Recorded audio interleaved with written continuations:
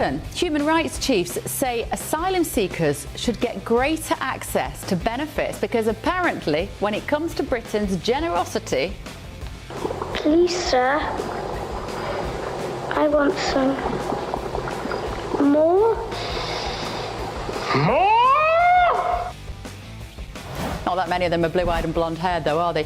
Making speech free again. Top Trump ally Michael Rowley is pushing to block Britain's regulators from enforcing American websites, citing free speech concerns. Is Ofcom about to get a very rude awakening? Reporting to censor Americans in America is a deal breaker. I'm Bev Turner. It's good to be back. This is The Late Show Live.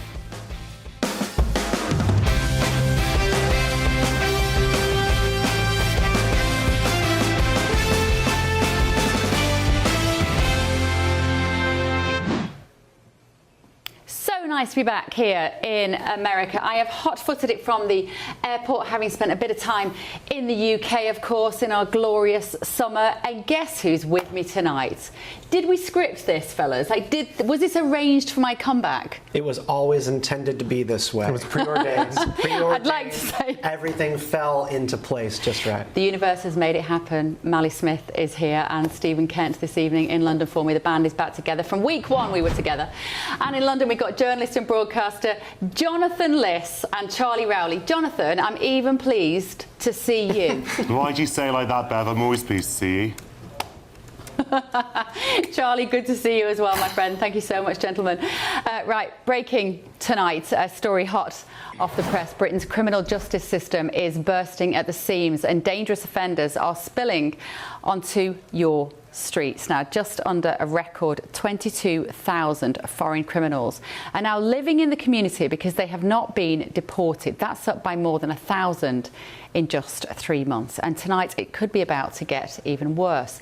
The Daily Telegraph is reporting that ministers are considering allowing some inmates to leave jail after serving just 1/6 of their sentence, spending nights at home under curfew instead. That's right. So while thousands of foreign offenders dodge deportation, thousands more criminals could be heading for the prison gates. Let's speak now to former Conservative MP, very good friend of the show, Louise Mensch. Louise, just when you think that stories about our prison service can't get any more depressing, along comes this. What do you make of it? Just imagine that somebody got into your house and burgled it, ransacked it, and he gets a year in jail. Under this, he could be out in 2 months, sitting at home, and it's like his mum sent him to bed with no supper. And that's all that Labour have got to offer. I mean, I agree with Nick Timothy, the Conservative spokesman, who said this is really outrageous. What we're not hearing from them is we're going to build some new prisons. If they need capacity, why don't they convert some of these abandoned army bases instead of filling them full of migrants and then giving the migrants benefits? It makes no sense whatsoever. And this idea, Louise, of a curfew, this, as far as you understand, is this the first time we've tried something like this in the UK? And this is that prisoners can't leave their homes, or, well, they're no longer prisoners. They can go out during the day, but they have to be home between 7 p.m. at night and 7 a.m. in the morning, to your point of being like their parents are keeping them in. It's extraordinary. It really is. It's like your mum's given you, as they say in America, you're grounded, meaning you have to stay at home. Yeah. That's what it's come to. We've got to ground prisoners. And yeah, I think if we're sensible about it, Labour have got themselves into such a pickle by not increasing the capacity in the prison estate that they have to let some people out early. And I suppose it's better to let white-collar criminals out than it is to let out hardened criminals, rapists, murderers, and so forth. But there's other things they could do. There's plenty of capacity in the women's estate, for example, that could be converted to house men. There's plenty of capacity in the junior estate, ditto. But what they're not doing is not biting the bullet and saying, we will give you more prison places, because unless they do that, criminals are going to get the message that unless you actually murder somebody or stab them or rape them, if you do any other minor crime, you're going to be out of jail in a couple of months. And they really haven't considered so that's that this is an interesting. incentive to commit crime. So that's really interesting, Louise. So as far as you understand it, juvenile detention centres probably have some space in them, do they? And women's prisons have some space in them. So there could be capacity made for men. What might be the barriers to stopping that happening? Well, obviously, you can't house women with men, much as though Nicola Sturgeon would like to do it up in Scotland with her trans policy. You would have to move all the women out of, let's say, one wing of a given women's prison to make that wing separate, and then you could dedicate it to men. But quite frankly, 90% of the violent crime, probably more than 90%, probably more like 95% of the violent crime in Britain is committed by men. And it makes absolutely no sense whatsoever to have non-violent women languishing in there when you could be locking up violent criminals. And some violent criminals are going to be let out of prison under this thing. It's just not the very worst, and we're supposed to somehow take comfort from that. I think 1/6 of the sentence that's already really low is going to jar a lot of people and stick in the throat. Labour won't cut the benefits bill, but they will let prisoners out early. Yeah, and so should... It's such a bizarre system. I'm thinking, should this be taken into account then when judges are giving sentences? Would we see potentially longer sentences being dished out, knowing that they may only serve a fraction of them? Bev, I'm afraid that's a fantasy. Wouldn't that be lovely?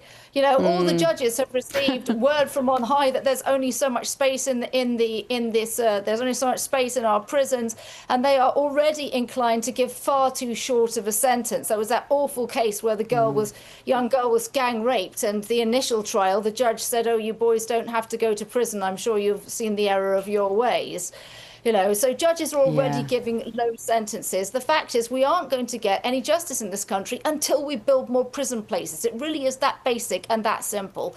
And if the government wanted to do it, they could do it. We've got abandoned army bases that could be converted overnight.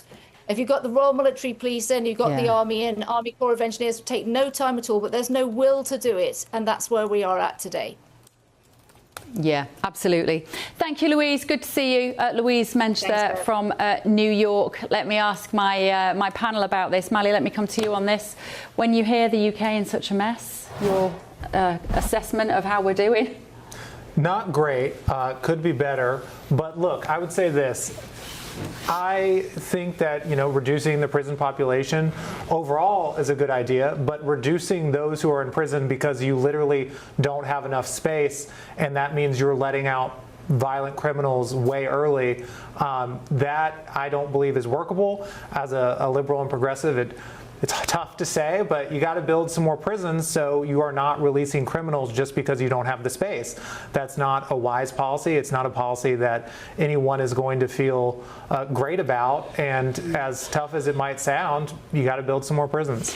We have terrible reoffending rates in the UK, Stephen, when it comes to our prison population. Should we be becoming more imaginative about what we do with our criminals in some way?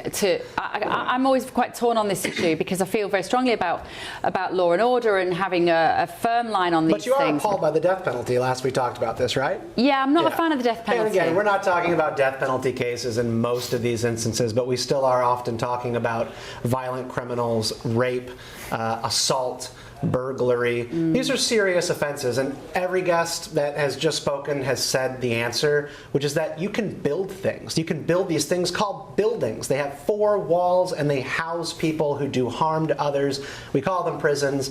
If you want to have about 3,000 plus beds, like the size of the Glasgow prison, you're talking about a $2 billion project, and your country has spent close to $20 billion since just 2019. That's more like 18 to 19 billion since 2019 on, wait for it, drum roll, housing and paying out benefits to asylum seekers, as they're called, and migrants from other countries. You are spending money on those people and not for the protection of your own people.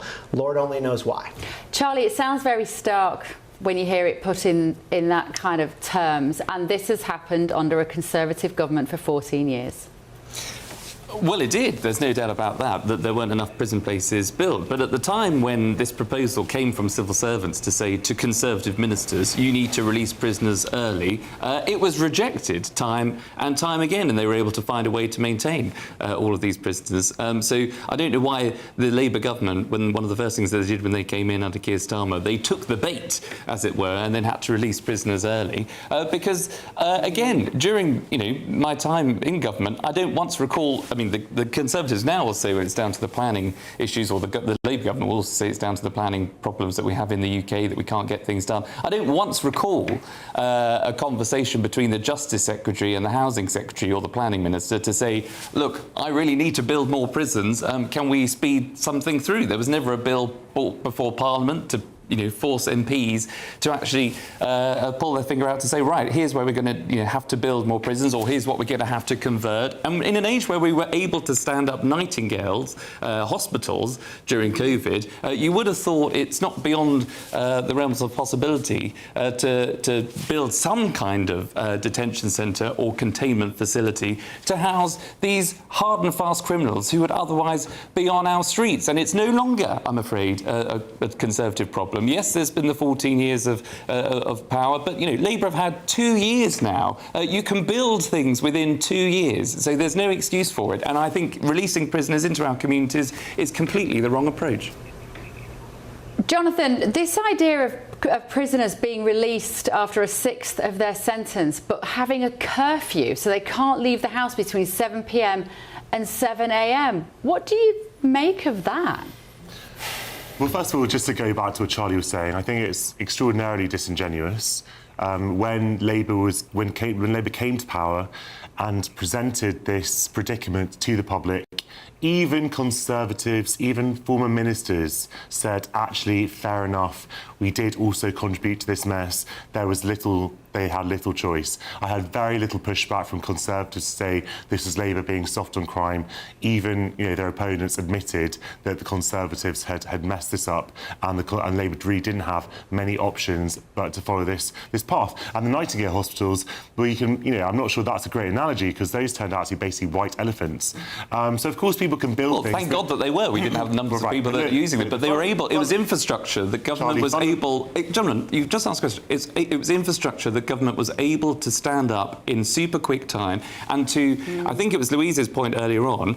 Instead of housing migrants, for example, in former RAF bases, you can turn those. They're pretty secure sites. They're pretty secure. The point is, your government didn't do that. No, but we didn't release prisoners early either. Yeah, but because we didn't take the bait that this necessary. It is not necessary to release prisoners early. It just isn't. Even former Conservative ministers said that it actually was necessary. Who are now doing reviews for this Labour government. So fine. But the point is, it's 2 years. It's only 2 years in. And Bev, if I can just return to the original question, because I think it's actually an important one that we sort of skirted around, and that is we need to really ask what the point of all this is. What is the point of prison? What are we doing with prisons? What are we doing with people who are in prison? Is it just about vengeance? Is it just about punishment? Is it about rehabilitation? Is it about giving people a second chance? Is it about skilling? Is it fine? Is it about protecting the public? I'm sorry, there are people who we send to prison. I'm not saying we shouldn't send to prison. There are people who we send to prison who are no risk to the public whatsoever. People who have, sort of defrauded a bank, for example, they're not going to. They pose no sort of physical risk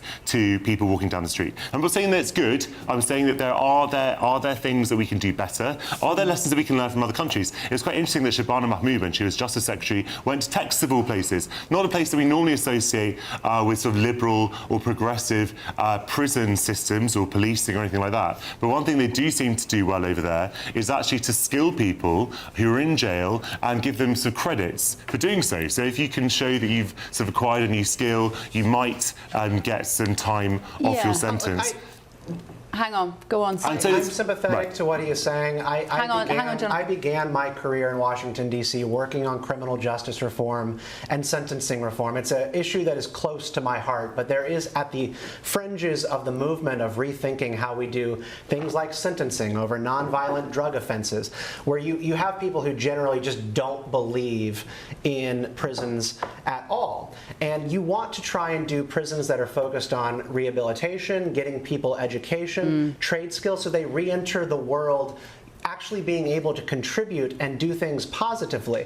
But at the end of the day, your ultimate goal has to be to maintain law out in the public. And even with white-collar criminals, yes, they're not going to murder their neighbor, but if you do not punish these people and have them fulfill their sentences, you are going to lose control of white-collar crime and bank fraud. You I have don't to think punish that's true. people.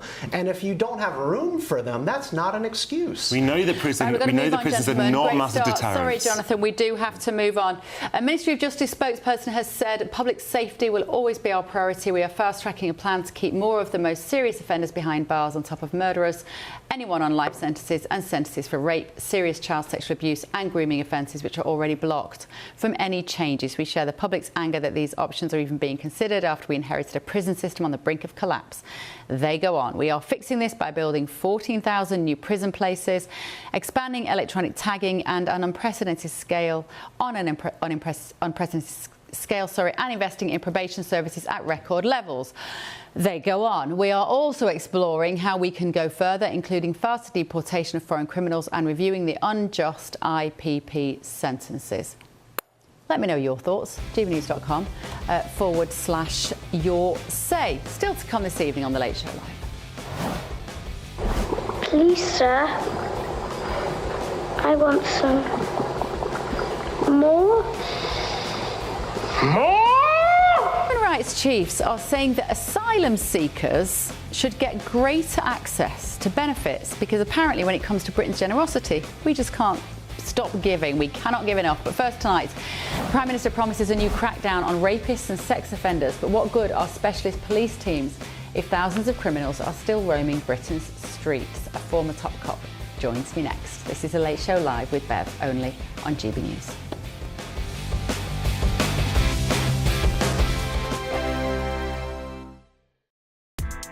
Join me, Nana Akwe, for an informative, interactive news programme with a difference. It's fun. No, he didn't say that, Dave. I'm so surprised. I think there's an element of truth to that. Join me from 3 p.m. every weekend, only on GB News, Britain's news channel. From court mornings to warm family brunches, from football to tennis, in the car, in the kitchen. GB News Breakfast is there with the stories you need and the conversations that matter. Anyway, let's talk business. Well, it has been a historic night in British politics. It's astonishing, isn't it? We're here again. To start your day just right. GB News Breakfast. Every morning from 6 a.m. Only on GB News. Britain's news channel. Some people enjoy lazy Sunday mornings, but not me. What's the truth of the matter? So that's a very live question. Would you support him if he waters down these plans? Before the spin sets in, I'll be getting to the truth. This is personal. No soft questions, no easy answers. It's one thing if the state has rules in this country. It's another thing whether the police and others actually police them. Setting the agenda and holding those in power to account. You can't really blame her if the system is set up this way. You will not want to miss it, trust me. The Camilla Tominey Show, Sundays from 9:30, only on GB News. From the school run to the home run, watch a new show for all of Britain. So he can say whatever he wants. A straight talking show where all voices are heard. And when are we going to stop talking about smashing the gangs and actually do it? With the stories that matter from every part of our country. There's a bit of a crash landing there for your Chancellor. Bold, fearless and standing up for you. That's me, Martin Daubney, 3 p.m. till 6 p.m. weekdays here only on GB News. The People's Channel, Britain's news channel. Britain is not just a geographical expression. We are a people bound together by history and culture that are distinctively British. Join me to celebrate our music, theatre, artworks and literature, which we can explore and enjoy together. Everybody's welcome. Sunday with Michael Portillo. Every Sunday at 11 a.m. on GB News, the People's Channel, Britain's news channel. Westminster's full of talk, but out here, it's the real world. Am I allowed to talk now? No, that's it. This is where it matters, real people and real lives. That's what politics is all about. In fact, has Trump made a good start? No. Straight answers, no spin, and just a couple of pints. How many fingers have I ever got up? About 10. So join me for Lee Anderson's Real World every Friday at 7 p.m. only on GB News. The People's Channel, Britain's news channel. Welcome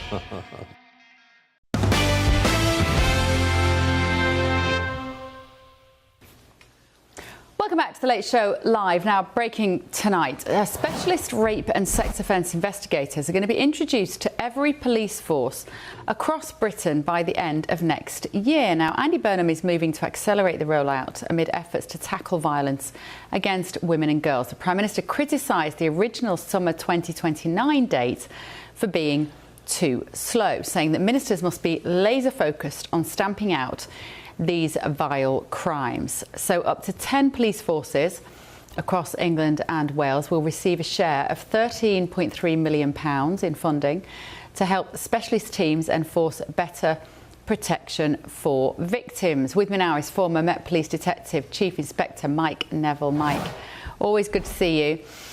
Yes, good morning. The question that this begs, Mike, is: do not every force already have a specialist rape and sex offence investigator in them? I would have thought that was just a given. So would I. I mean, I was Metropolitan Police. I helped write the rape investigation policy, and we had our own specialist teams, Operation Sapphire. So I'm surprised as to it doesn't happen all over. Most of the police forces are in regional collaboration, so you would think they would have the same. So I'm quite amazed, because this is a very specialist type of investigation. You need dedicated officers who know to treat the victims and the specialist facilities to help the victims. So, yeah, I find it quite amazing that this has not happened already, and the fact it was going to wait until 2029, it makes it even worse. Honestly, I just keep concluding a very bleak picture of how women and girls are being served by the British authorities actually at the moment. It's a really damning picture. This £13.3 million across 10 police forces, forgive me, but that doesn't sound like a lot of money. What can you get for what is basically £1 million each force? Well, I agree. When you think of it, when you think of a police officer, the cost of one officer, when you pay the tax and the like, would probably be 50 to 60 £1,000, and then setting up a specialist like Haven Centre, which they had in London, where the victims are treated there. That's also costs a lot of money. And I noticed that they're saying as well that this money is not just for investigation; it's for people to enforce these protection orders, where there's an order against an offender not to do something. And there was lots of talk of tags and this sort of thing, because, you know, what's the point of doing all this when you're going to release rapists earlier from prison? And then they're saying that, we'll use tags. And I saw that on the piece just before I came on. And my own research with tags shows that only 23% of tag breaches result in any sort of action being taken. So criminals know that they can just breach these tags, go where they want, and very little will be done about it. So I think it's just going to continue failing victims. Mike, you know this topic very well. As you say, you've written a significant report on this. What do we need to protect women and girls from sexual offences in the UK?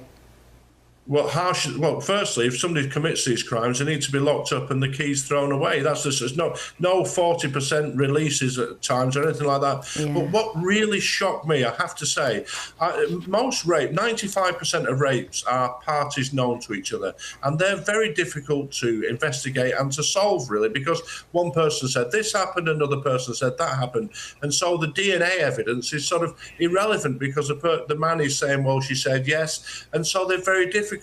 And I looked into the 5% which are stranger rapes, and what really stunned me is that the police in London were only solving 7% of those. Now, there's no issue of consent there, so the DNA is absolutely, if you've got DNA, we have CCTV, we have all these digital evidence now, and the fact that only 7% of stranger rapes has been solved just tells me there's something very, very wrong in policing when that can go on. There really is, isn't there? And how important are these specialist units, Mike? Just give us an idea of what they could or would do that a normal, run-of-the-mill police officer wouldn't be attending to. Well, dealing with a rape case is a very serious matter, and the actual detail, we had a specialist team of officers, generally female officers, who deal with the victims, who would take the most detailed statements, so every potential clue was uncovered. Also, they were able to accompany them to the specialist Haven department in the hospital, where all sorts of forensic examinations could be taking place in the best circumstances, as those awful things have to be done. And it's fully understanding the law, and the teams who investigate these sexual offences can also look up, inquire into the rapist, do all the intelligence work. But it's that dedication and focus on the crime that's needed. And as I say, when the police are only solving 7% of stranger rapes, something's just gone very badly wrong. Yeah, hasn't it? Mike, great to see you. Thank you so much. Former Met Police Detective Chief Inspector Mike Neville there. Stephen Kent, let me come to you on this straight away. The idea that women and girls in the UK are being so badly served by our security forces, if you like, our law enforcement, is a picture which just is growing every day. There are more and more layers to this. We're seeing it with the migrants, with illegal migrants who have been committing crimes. And they grab the headlines, of course they do, and they are not the only people doing this. But when you hear that we don't even have specialist units in all of our forces, what do you conclude? Well, I conclude a couple of different things. The first thing is to be charitable and say if you don't have specialists of those type of units, historically, there might be a case to be made that at one point you didn't have as much of a need of them. We were just talking offset about life in Iceland and what Iceland has in terms of criminal justice facilities, prisons, and then when it comes to special victims units on sexual-related crimes. There's not much of a need in that country based on the social fabric and solidarity of that particular population. But if you read a book like Ayaan Hirsi Ali, the human rights activist, woman from Somalia, and she wrote this book called Prey, and it outlines in that book how in 2015 the statistics related to migrants coming from majority Muslim countries, they would, in the prison system, they represented 1 to 2% of the population, but 13% of those related to sexual assault and rape, and up to 16% of those related to grievous sexual crimes and rape. So, which country was that? This is in Germany. So UK's statistics are, of course, a little bit more of a black box. That's a huge part of what the entire rape scandal has been about in the past couple of months in your country. But this is not a huge mystery to me. You have imported 3 million migrants from majority Muslim countries that do not share the same set of values as your population since 2009. Is that the problem, Mali? I don't know these statistics that Stephen is referencing. I'm sure Jonathan has some thoughts because I heard the sighing. But look, I can just speak of it I can just speak of it from the American perspective. My sister worked with domestic violence victims, helping them get legal representation and helping them recover after horrific assaults.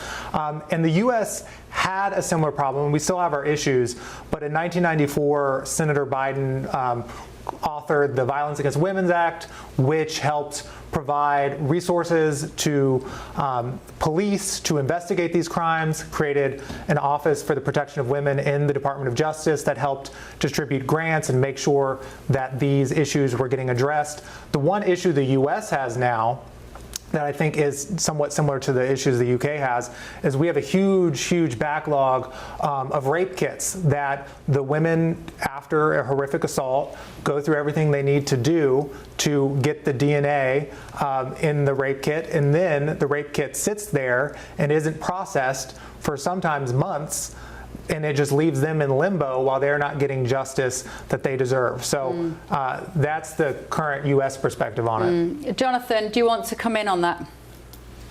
Look, I don't know Stephen. I don't know what's in his heart. What I do know is that there are many people out there who don't actually care about women's safety. They just want to score political points to bash migrants. And I find it uniquely repulsive and reprehensible when people who you never hear a word from them, when white people are bashing, beating, raping, being violent and obscene to women in all different parts of the country in all different ways, the rape culture that we have in this country, in the sliding scale from sort of wolf whistling all the way up to stranger rapes. We never hear from people when it's one of our, quote, our own, but when it's someone who has a different skin colour, then it becomes a societal problem. That is not the way to solve the epidemic of violence against women and girls. Again, I'm not saying maybe Stephen talks about this a lot. I don't know him. What I'm saying is that it is extremely disturbing and distressing to me when we have a conversation about violence against women and girls, and suddenly, once again, it becomes a conversation about migration. And I don't know who the 3 million people are that Stephen referenced just now, because that's certainly not the number of people who've come over in small boats. That sounds to me like he's making a comment about people who've been integrated in this country for decades, and it is an absolutely vile smear to say that those people who've been here for decades are somehow raping our women. I need to let Stephen defend himself there. Go on, Stephen. No, I mean, these are just facts. These are statistics that are publicly available. You can look into it and do your own reading before coming to these discussions and then clutching your pearls at the suggestion that there are different parts of the world in which there are different and unique problems. You know, when we are having conversations about crime, violence, rape, and sexual assault in the U.S., it is always worth talking about the people who come here to this country, right, who are not supposed to be here, and harm is done to your populations. That is a unique kind of harm that is supposed to be talked about and debated. Why is this happening? Look, I take your... I was just going to say, Jonathan, we literally had a Home Office produced leaflet. Charlie, you can come in on this. A Home Office produced leaflet telling people who've arrived, we don't rape women, consent. If this problem is not somehow culturally connected to deeply patriarchal societies, why do we need that leaflet, Charlie? Well, you're absolutely right, Bev. I mean, I can only join Stephen in this one. Just to take the whole thing in turn, if I can. You know, if there aren't specialist officers or units in place, then there should be. That's a good thing. I imagine that £1 million per constabulary, if it works out that way, could be for training or whatever. But OK, it's something, and that could be helpful. It scratches the surface, or it doesn't go deep enough, because people, particularly women in particular, who need to come forward and you know, sometimes don't come forward, should, and sometimes it takes years before there's even a kind of a trial, which, you know, that victim has to relive the horrors all over again. So we need more support for the victims, not just a unit to go and investigate them. But Jonathan described the conversation as disgusting and disturbing, talking about migrants coming into the country and the proportion of crimes that are committed of sexual and a violent nature against women and girls. What is disgusting and disturbing is this leaflet from the Home Office of the United Kingdom, the very department that is there to protect us as citizens, that is there to protect our borders, that is admitting that it has absolutely no control over these people, that they understand and recognise that these men, and they are men in large numbers across the channel in those boats, they come from a completely different culture, where it's not only okay for what the man says goes, where women don't get the education, where they don't get voting rights, where they're not allowed to wear clothes as they want to freely. They have to cover up. These are cultures that agree and accept in child marriage, in FGM. The list goes on. And the fact that the Home Office of the United Kingdom has to give this leaflet to men entering our shores to say, by the way, guys, come on in. You're welcome. We'll process your claim. Whatever persecution you might be fleeing, I put it to you, Bev, that whatever persecution they're fleeing, you know, it doesn't warrant them coming into the UK if that's the culture that they bring with them, and have to be given a leaflet to say, don't commit rape. That is what is disgusting and disturbing, and that's what needs to be addressed. And the more that people like Jonathan want to shut that conversation down is the reason why people don't come forward and victims need to come forward. You haven't addressed any of my fundamental points. I have. I'm not talking about. You tried to say that talking about migrants is as if it's not an issue. No, it is an issue. What I said, and no one has said anything against that, is that people, I hear so often, howls of outrage about brown people raping, not about rape in general, because there's too many people who don't actually care about violence against women and girls. They just want to score points against brown people. That is what I find disgusting. It's not. I'm sorry if you find it not so. No, the difference is, and I don't want to, get into it, but the majority of rapes that you were just talking about, well, okay.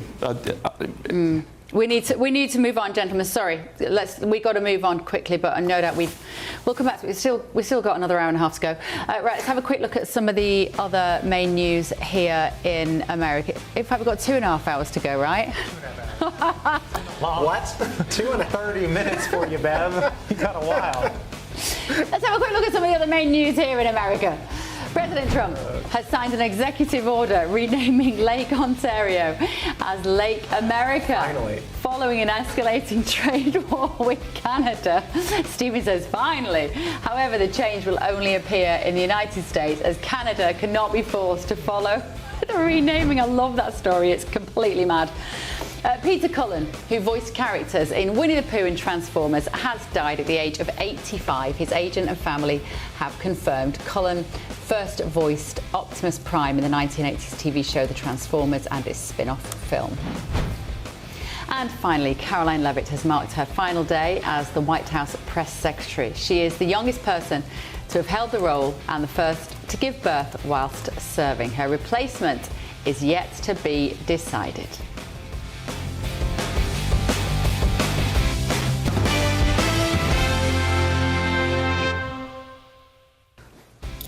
Those are some very, very big, difficult shoes to fill. Good luck to whoever gets that job. Right, still to come on The Late Show Live tonight. A top Trump ally is pushing to block Britain's regulators from enforcing American websites citing free speech concerns. It could give Ofcom a very rude awakening. But first tonight, Britain's benefits bill is already bursting, but human rights chiefs say asylum seekers should be handed even more. Is our generosity becoming a magnet, or it's become a magnet? This is The Late Show Live only on GB News.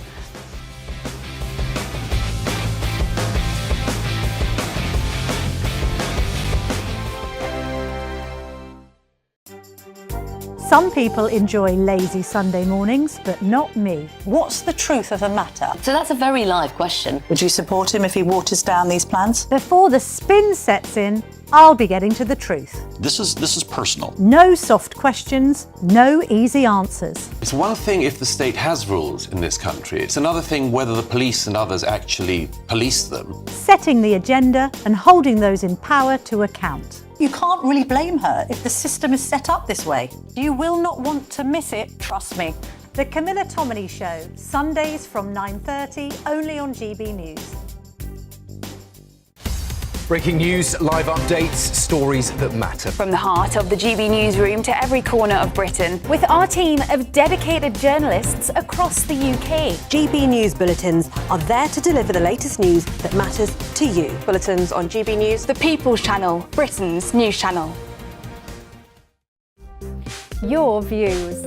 Just to be clear, my viewers are frustrated. Your voice. Lots of you guys getting in touch. Your perspective. Before these two start fisticuffs. Your issues. What is the official party line? Your concerns. Do you agree with that? Your show. Are you keeping up? Good. I'm so excited to be back. This Tuesday at 6 p.m. Jubes & Co. Only on GB News. Britain's news channel. Welcome to Free Speech Nation with me, Josh Howard. This is the show where each week we see what's happening in the world of culture, current affairs and politics. First we'll say, welcome to the UK. Oh, thank you. And we're not afraid to use our free speech so that you can use yours. It's not controversial in the slightest to anyone who hasn't lost their mind. Free Speech Nation, Sunday nights at 7 p.m. Only on GB News, the People's Channel, Britain's news channel. I've been in Westminster for a long time, but I know that though power may be here, its effect on people's lives is across the whole of the country. We may be where rules are made, but it's where they're implemented that matters. Join me, Jacob Rees-Mogg, for forthright and frank discussion on where Britain has come from, where it's going, and where it will end up.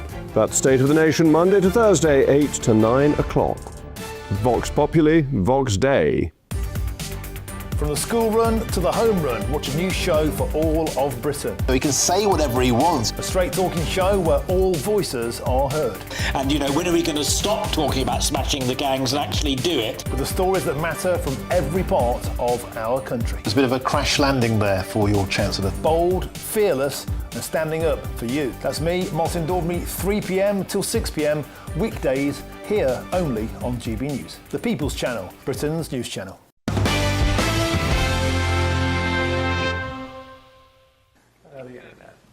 Welcome back to The Late Show Live. It's Bev back with you this evening. It's so nice to be back. Although we are only 40 minutes in and I thought we were an hour and 40 minutes. Time flies when you're having fun, fellas. Right, human rights chiefs have become the subject of intense backlash, understandably, because they claimed that Britain is not being generous enough to migrants. This is the Equality and Human Rights Commission, and they have said that more asylum seekers should be given access to benefits to match, guess what, UN standards, adding that ministers aren't doing enough to prevent them from falling into poverty. The ECHR has also condemned the government for scrapping a programme designed to help refugees write CVs and find jobs. Shadow Home Secretary Chris Philip criticised the comments, saying the out-of-touch EHRC and its ridiculous demands show exactly why we need to strip these bodies of any control over government policy. That was Chris Philp, MP. Let's talk now to political strategist and podcast host Tiffany Marie Brannan on this. Tiffany, good to see you. So I'm glad we finally got some clarity on this issue. As usual, the UN are at the top of this decision making. The UK is not being generous enough to asylum seekers. What are they talking about, Tiffany? I would love to know, Bev, because last time I checked, I mean, let's look at the old RAF base, right? The RAF base in Essex. That's like the new migrant Soho farmhouse. They have gym, fitness facility, a snack bar, a pool. I mean, throw in a spa and sign me up. I'll go there. Sounds probably cheaper and more affordable than Soho farmhouse too, considering the British taxpayer is footing the bill. You know, 2 days ago, there was an article, I think, in The Independent talking about how British youth and young people are saying that starting a family or having children is completely out of the question because they can't afford it. What about the British people? Why would we give more and more and more money? I mean, the UK already spends between $4 and $6 billion or billion pounds a year, which is even more in American dollars, on these migrants. Where's the money going? And what about the British people? It should be British people first and foremost. But also, isn't it as well about the incentive? Because the problem is we already offer such a great package upon arrival, let's say. And so we are very appealing to asylum seekers. And the UN and the ECHR are asking us to do more, Tiffany. We have to surely be disincentivising people from wanting to come to the UK. Absolutely. I mean, what they're asking and what they're even thinking is not only absurd, but it's dangerous. And I think that they have allowed so many migrants to flood their open borders and take over their countries. We see what's happening everywhere from Morocco and Spain all the way up through France, through Germany, through now the UK. And it's truly atrocious and horrific. So, you know, why would they not want the UK to fall as well and be a subject to such awful and horrific policies and a lack of national identity and culture? I'm with John Cleese on this. I'm a culturalist. Let's protect and preserve British culture and British people, and let's protect what Europe used to be. Let's fix it. Let's bring back Western civilization. Let's bring in Jonathan Liss on this. Jonathan, feel free to get stuck into this. I missed you, Jonathan. Why do you always bring me on for these conversations? Oh, come on. I can see you with your head in your hand. Let's bring back Western civilization. Come on. You can't expect me to argue with that. Come on, Bev. Western civilization was never gone away. It's right here for all its good and ill. Why can't we just talk about these things without using this ridiculous hyperbole? I don't understand it. Jonathan, it's not hyperbole. It's a sense of the truth. unfairness. Sorry. But it's the horrible unfairness. Well, hang on. Well, the ECHR is saying, look, these asylum seekers fall into poverty, and therefore you need to, as the British government, you need to stop them falling into poverty. It would be lovely in a utopian world that we could extend our borders to anybody that wanted to come and live there, and everybody lives happily together and there's enough to go around.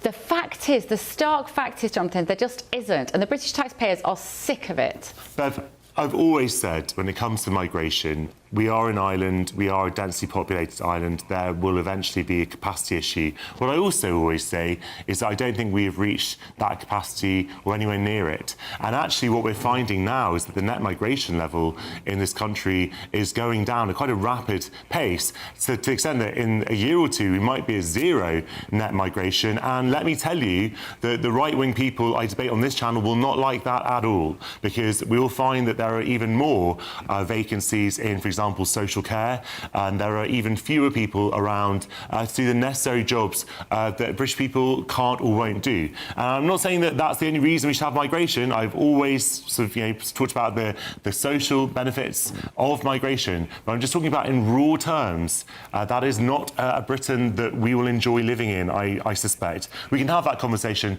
when the time comes, of course. The point about refugees coming in, if they are going to come in here, and I've never said we should extend our borders to everybody. Every single country in the world has a right to a border, has a right to a border policy. I've never said that Britain should be open to the whole world, ever. What I do say is that we should be broadly welcoming to refugees and taking a proportionate number of refugees relative to our rich neighbours around Europe and, and abroad, because what you have in conflict situations is that you find the nearest country to that conflict situation takes an extraordinarily disproportionate number of refugees, and those are often very poor countries themselves, and that's not fair. And what you find is the countries around Europe take more than we do. But isn't it fair to say, though, Tiffany, that migrants, asylum seekers who are coming from war zones, they're not heading to the nearest predominantly Muslim country. They're not heading to their neighbours. Most of them are. They're heading to Europe. No, they're not, and Jonathan. They're Most of them are. Most of them are. No. Most of them are. Yes, That's they are. not. In fact, I'm pretty sure Jordan actually has a rule where they will not accept Palestinian refugees, and Egypt doesn't like them either. That's why they built a giant wall with barbed wire. In fact, 2 different fortifications that they will shoot you. Unlike us in America and the UK, if you try to come in their country, they'll kill you. And on site, it doesn't matter. And so that is not true. And you look at the amount of different variety of countries. It's not true. Yes, the variety of countries that, no, it's not. Yes, but it is. you look at, it's not, Jonathan. Yes, I've been to Tiffany. Israel. My mother owns an Israeli Well, tour company. I'm not talking about Israel. There are. I know it true. comes as news to someone like you, but there are other countries in the world apart from Israel, and in most of those places, and as Syria, the Syrian refugees, most of those Syrian refugees are not in Europe. They are either internally displaced or they are in countries around them. The countries around in the Middle East have Syria huge. Here. I'm talking about conflict zones. I said about conflict zones, the nearest country always takes the bulk of the refugees. That is a fact. That's actually not true, because what we're seeing is a massive influx in them into the EU and now the UK. No. Why are there so many people coming from Africa We are seeing that, into and the that UK? is. And that is certainly I'm saying that the majority of Syrian refugees are not in Europe. Tiffany Marie Brennan, Jonathan Liss, thank you. Zip it. We've got to move on. Right. Still to come. Thank you, Tiffany. Still to come on The Late Show Live. Britain lectures America, of course, on gun control fairly regularly, but inspectors say that our own system is neither clear, consistent, nor robust. Is it time to holster the superiority? But also on the show tonight. Fans from everywhere in the world would gain immeasurably from this game-changing potential. It will transform football in their countries. This is no longer a story about football. UEFA is preparing criminal proceedings against FIFA's embattled president over a multi-billion-dollar plan involving football's biggest tournament. Is his reign finally crumbling? This is The Late Show Live. Don't go anywhere, only on GB News. Breaking news, live updates, stories that matter. From the heart of the GB newsroom to every corner of Britain, with our team of dedicated journalists across the UK. GB News bulletins are there to deliver the latest news that matters to you. Bulletins on GB News, the People's Channel, Britain's news channel.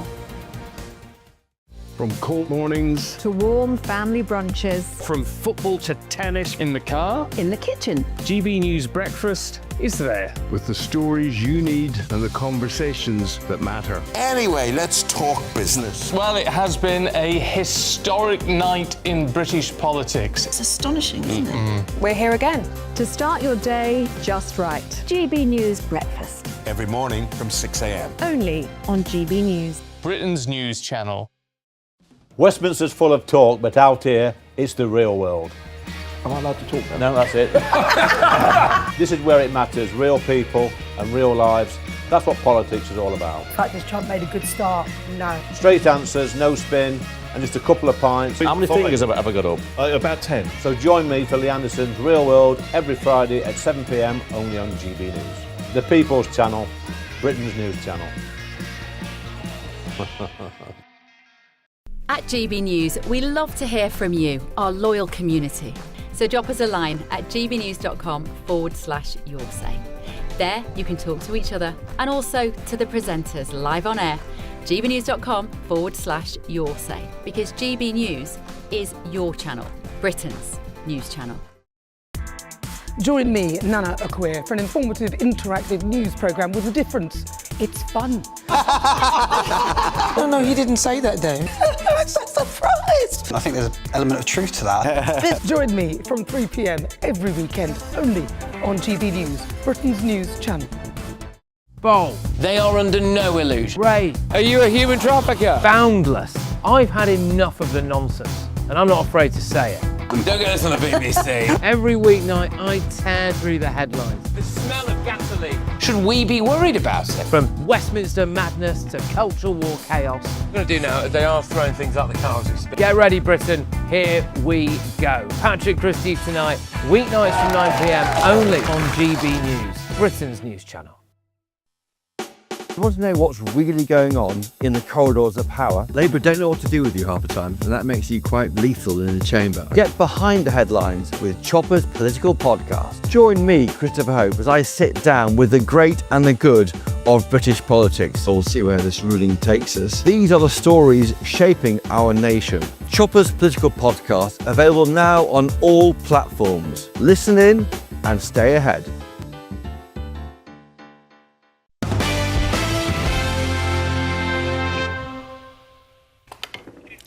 Welcome back to the Late Show Live with me, Bev, back from London. Right, let's have a quick look at a story on the front page of the I newspaper.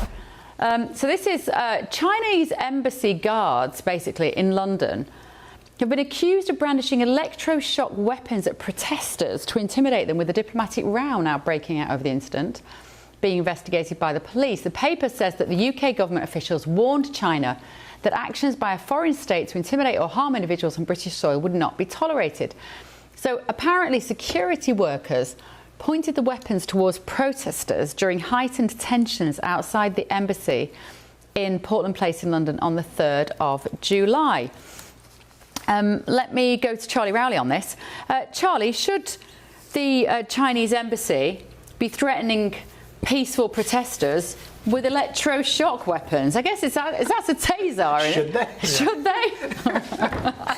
Maybe the question isn't should they, or if they have, what should the penalty be?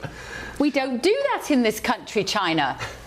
You're absolutely right, Bev. And the answer to your question is no. Electric shock weapons apparently are prohibited, as it says on the front page, under Section 5 of the Firearms Act. There's absolutely no way, just because you have a foreign embassy or a base in the UK, that you can then patrol it as you see fit. If you're in the UK, you're still subject to UK law, which is why the Scotland Yard Met Police will be looking into this very closely. I mean, I saw the footage before coming out this evening, and you can see it now. Just through the glass there is a security officer behind those double doors, and he brandishes what looks like a long pole, a long stick, which is obviously one of those electric shock weapons, which, it is probably... Is it like a cattle prod? Is it like a cattle prod? Is that what? It's like a cattle prod, yeah. Yes, it's like a very much the size of what could be like a policeman's baton that you'd see in the country, but it's a sort of a baton-esque stick, but obviously at the top end, you know, if you get caught with that, I imagine you'd. I mean, I don't know what the voltage would be, whether it's similar to a taser or more severe. But the reality is, you know, China should not be, and Chinese officials should not be having these weapons. They are illegal to have in the UK. So huge questions to answer for the Chinese embassy.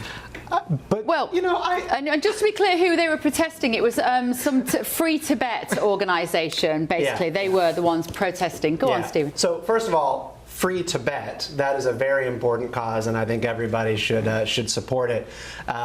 At the same time, you know, just looking at the video footage and reading the top lines from this story, a closed door between them and the security guards on the inside, brandishing an electroshock weapon, which you would use in defense of the facility if people were, of course, inside and causing a security threat.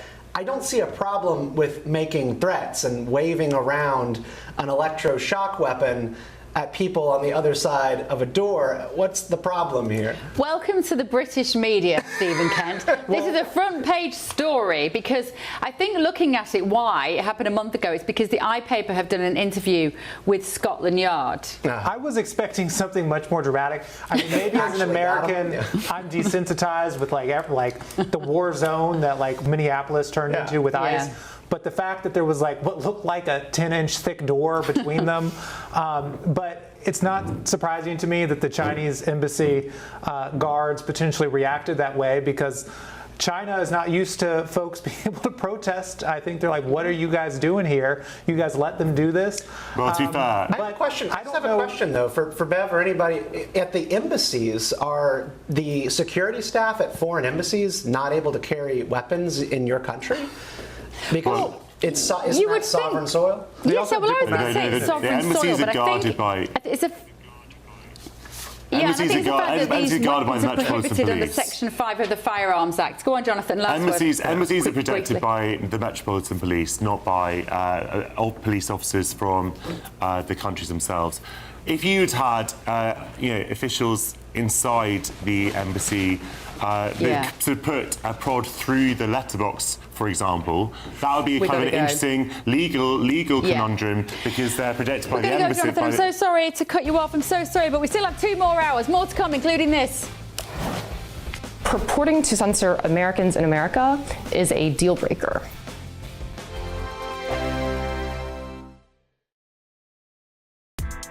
Join me, Nana Akwe, for an informative, interactive news programme with a difference. It's fun. No, he didn't say that, Dave. I'm so surprised. I think there's an element of truth to that. Join me from 3 p.m. every weekend, only on GB News, Britain's news channel. Britain is not just a geographical expression.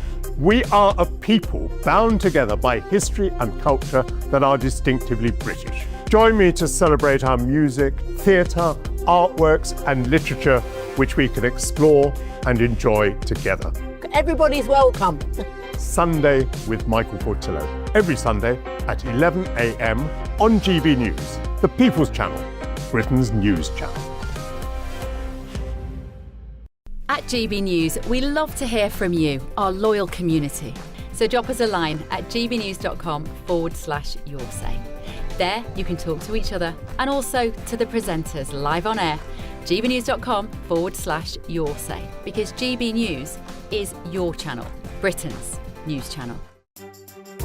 Some people enjoy lazy Sunday mornings, but not me. What's the truth of the matter? So that's a very live question. Would you support him if he waters down these plans? Before the spin sets in, I'll be getting to the truth. This is personal. No soft questions, no easy answers. It's one thing if the state has rules in this country. It's another thing whether the police and others actually police them. Setting the agenda and holding those in power to account. You can't really blame her if the system is set up this way. You will not want to miss it, trust me.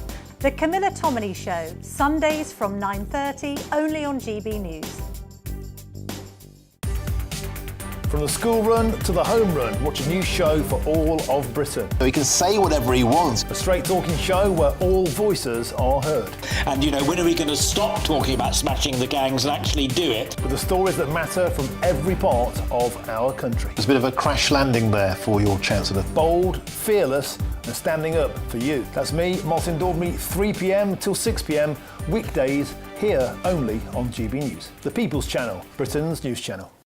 Westminster's full of talk, but out here, it's the real world. Am I allowed to talk then? No, that's it. This is where it matters, real people and real lives.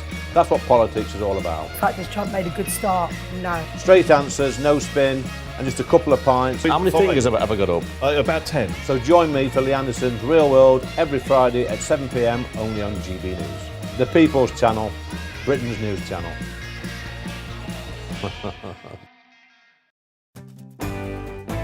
I'm Tom Harwood.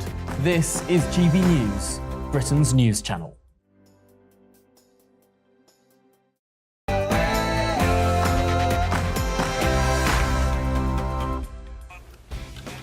Very good evening, good morning, live from Washington, D.C. This is Bev Turner on GB News with the stories that are shaping Great Britain and the United States of America. Breaking tonight, prisoners could be back on the streets after serving just 1/6 of their sentence as ministers scramble for jail space. What is the point of sentencing them then in the first place? Former Conservative MP Louise Mensch told me this earlier. Just imagine that somebody got into your house and burgled it, ransacked it, and he gets a year in jail. Under this, he could be out in 2 months, sitting at home, and it's like his mum sent him to bed with no supper. And that's all that Labour have got to offer. Making speech free again, top Trump ally Michael Rowley is pushing to block Britain's regulators from enforcing American websites, citing free speech concerns. This could give Ofcom a rude awakening. Reporting to censor Americans in America is a deal breaker. The brilliant Sarah Rogers there. And shooting our mouths off, Britain lectures America on gun control, but inspectors say our own system is neither clear, consistent nor robust. Is it time to holster the superiority when it comes to guns? And FIFA war has erupted. UEFA is preparing criminal proceedings against FIFA's embattled president over a multi-billion-dollar plan involving football's biggest tournaments. Does this mean that his reign will finally crumble? Fans from everywhere in the world would gain immeasurably from this game-changing potential. It will transform football in their countries. No more tax on the taxpayer. This is a great story. Florida is banning welfare cash from being spent on tattoos, vapes, video games, and theme park tickets. President Trump wants other states to follow. Is it common sense or government overreach? No tobacco and vaping products, no drugs or intoxicants, no adult material. Can't wait to get stuck into that. I'm Bev Turner. This is The Late Show Live.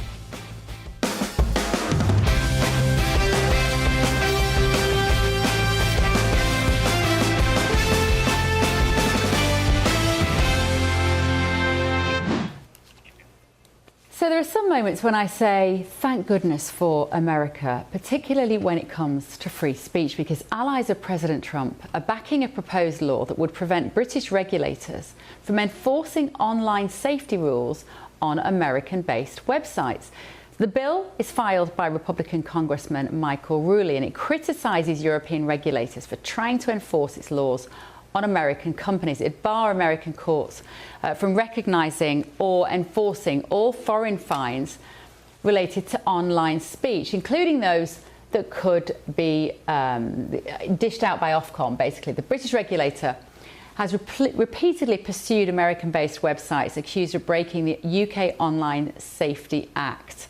Let me speak now to, let me just show you a clip on this. I've got a guest on this in just a moment. But this is what Under-Secretary of State Sarah Rogers previously said on the issue.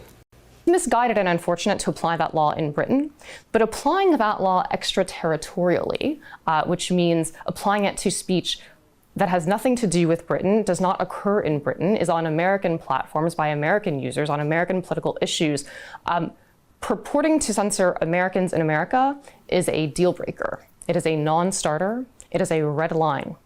And that's what Ofcom has tried to do with the Online Safety Act, and that's one reason the American government is concerned. So with me now is Washington correspondent for The Times, Max Kendix. Max, thank you so much for coming in. Right, this is a fascinating story, I think, because we sit in the studio every week, and whether you are left or right politically orientated, I find a unanimous agreement here that free speech really matters in America, much more than we do in the UK. So what would this act, this Granite Act, which is being proposed, what would it actually mean for free speech in America? So the problem is at the moment that Ofcom, the British regulator for speech in Britain, says that they can impose their fines in America and all around the world as long as those websites are based in America and they think they're violating British law. And the problem is at the moment in America, although there is the First Amendment, there's a rule which says that if you're a foreign government or you're representing a foreign government, then you won't be able to be sued. They won't be able to go to court to stop that regulator from enforcing their rules around the world. And so what this act would do is they would say, in instances of free speech, the First Amendment comes first. No foreign regulators will be able to use any of their fines against American companies. And look, American companies have said they're not going to sign up to the fines that Ofcom poses. But what this would do is make sure that they don't have to go through huge legal processes and battle Ofcom at every step of the way. And this is the lawyer Preston Byrne. He's been a guest on this show a few times. He is the one that's been burning the candle into the night to come up with a solution for this problem. And this is the solution that he's come up with, which is the Granite Act. Do we have any idea how President Trump feels about this? Well, it clearly, and we saw Sarah Rogers there, obviously the administration is very keen on making sure that free speech is protected in the US, and they've talked a lot about how they feel that Europe is really constraining free speech and trying to impose, and they talk a lot about Europe trying to impose their own regulations on US companies and on US citizens, and it's something that they say that they won't stand for. And so we would imagine this is quite high in the priorities of the Trump administration. Realistically, this kind of bill would need to be passed before we expect the Democrats have more of a control over Congress after January. So we'd expect it needs to be passed in the next few months. And if the Trump administration do have it high up on their agenda, then we could see it being pushed through. Because so far, I think when these fines have been issued to some of these big American companies, these American tech companies, my understanding is, they just haven't responded to it. And in fact, Preston Byrne went so far as to post images on Twitter of these letters that come from Ofcom that he shreds and puts them in a hamster cage. I mean, they really are not taking it seriously. But this would mean they would be incredibly protected, wouldn't they, these companies, from any sort of fine? Yes, and every time that Ofcom issued a new letter, he would post a new hamster that was even bigger, and I think by the end the hamster was occupying the whole of New York. Yeah. But I mean, yes, so essentially, despite all these, American companies can say, no, we won't listen to you, but ultimately they are forced to go through the courts to make that argument. Yeah. And what Preston Byrne did is he went to court to try and preemptively stop Ofcom from trying to seek these fines, and Ofcom says, no, we're a foreign government, we're a representative of a foreign government, you can't bring this case, you can't stop us doing this injunction. So what this law would do, as you say, is stop that all in its tracks. It would mean that US companies don't have to worry about all these increasing, and you know, the language in these letters is really aggressive. It's saying that we will come after you. So this would put in law that you don't need to listen to those things. And what are Ofcom accusing these organisations of doing, these social media platforms? What is their fear that they believe they are offsetting? Well, the Online Safety Act, which they're trying to enforce, is really quite broad. It involves anything that they see is harmful for children to view, anything that they feel is going against rules around pornography, for example, anything that they think is not acceptable under the realms of the Online Safety Act, which has quite broad parameters. And at the moment, they are going after websites, it must be said, where you can see that they're reasonably clearly breaking the rules that the UK has set. And they are, there is some kind of more extreme content on there. But then I suppose the argument would be, you come back and Ofcom turns around and says, well, XYZ company will also be subject to these rules. So really, I guess this act would try and stop that in its tracks. Although Ofcom might be going after who they see as the easy targets to start with, this is to stop a slippery slope. We will never see the similar sort of thing in the UK, though, will we? We can't. I can't. I'm trying to picture the scenario in which British companies would be protected from Ofcom in that way. That's not something we can look forward to. Well, there's no First Amendment, of course. You know, what statute is statute, and so an Ofcom, and you know, Ofcom does have, it should be said, a backstop here. If the fines aren't successful, if they don't go through it, even when the Granite Act is passed, Ofcom can apply for a court order, and you'd expect the court to approve it, to ask internet service providers, that's your Virgin Media and so on, to just say, to block these websites entirely for British users. So Ofcom still does have the power, eventually, once they go through several more hurdles, to block these websites from being seen in the UK. So really, the control is pretty tight because there isn't that constitutional protection that you have here. And do you think, you know, as a journalist who writes about this sort of stuff, amongst everything else as well, but do you think we are seeing a change in terms of the pressure being placed on these companies? We saw the massive fines on Facebook and Zuckerberg this week for harm caused to children by those very addictive algorithms.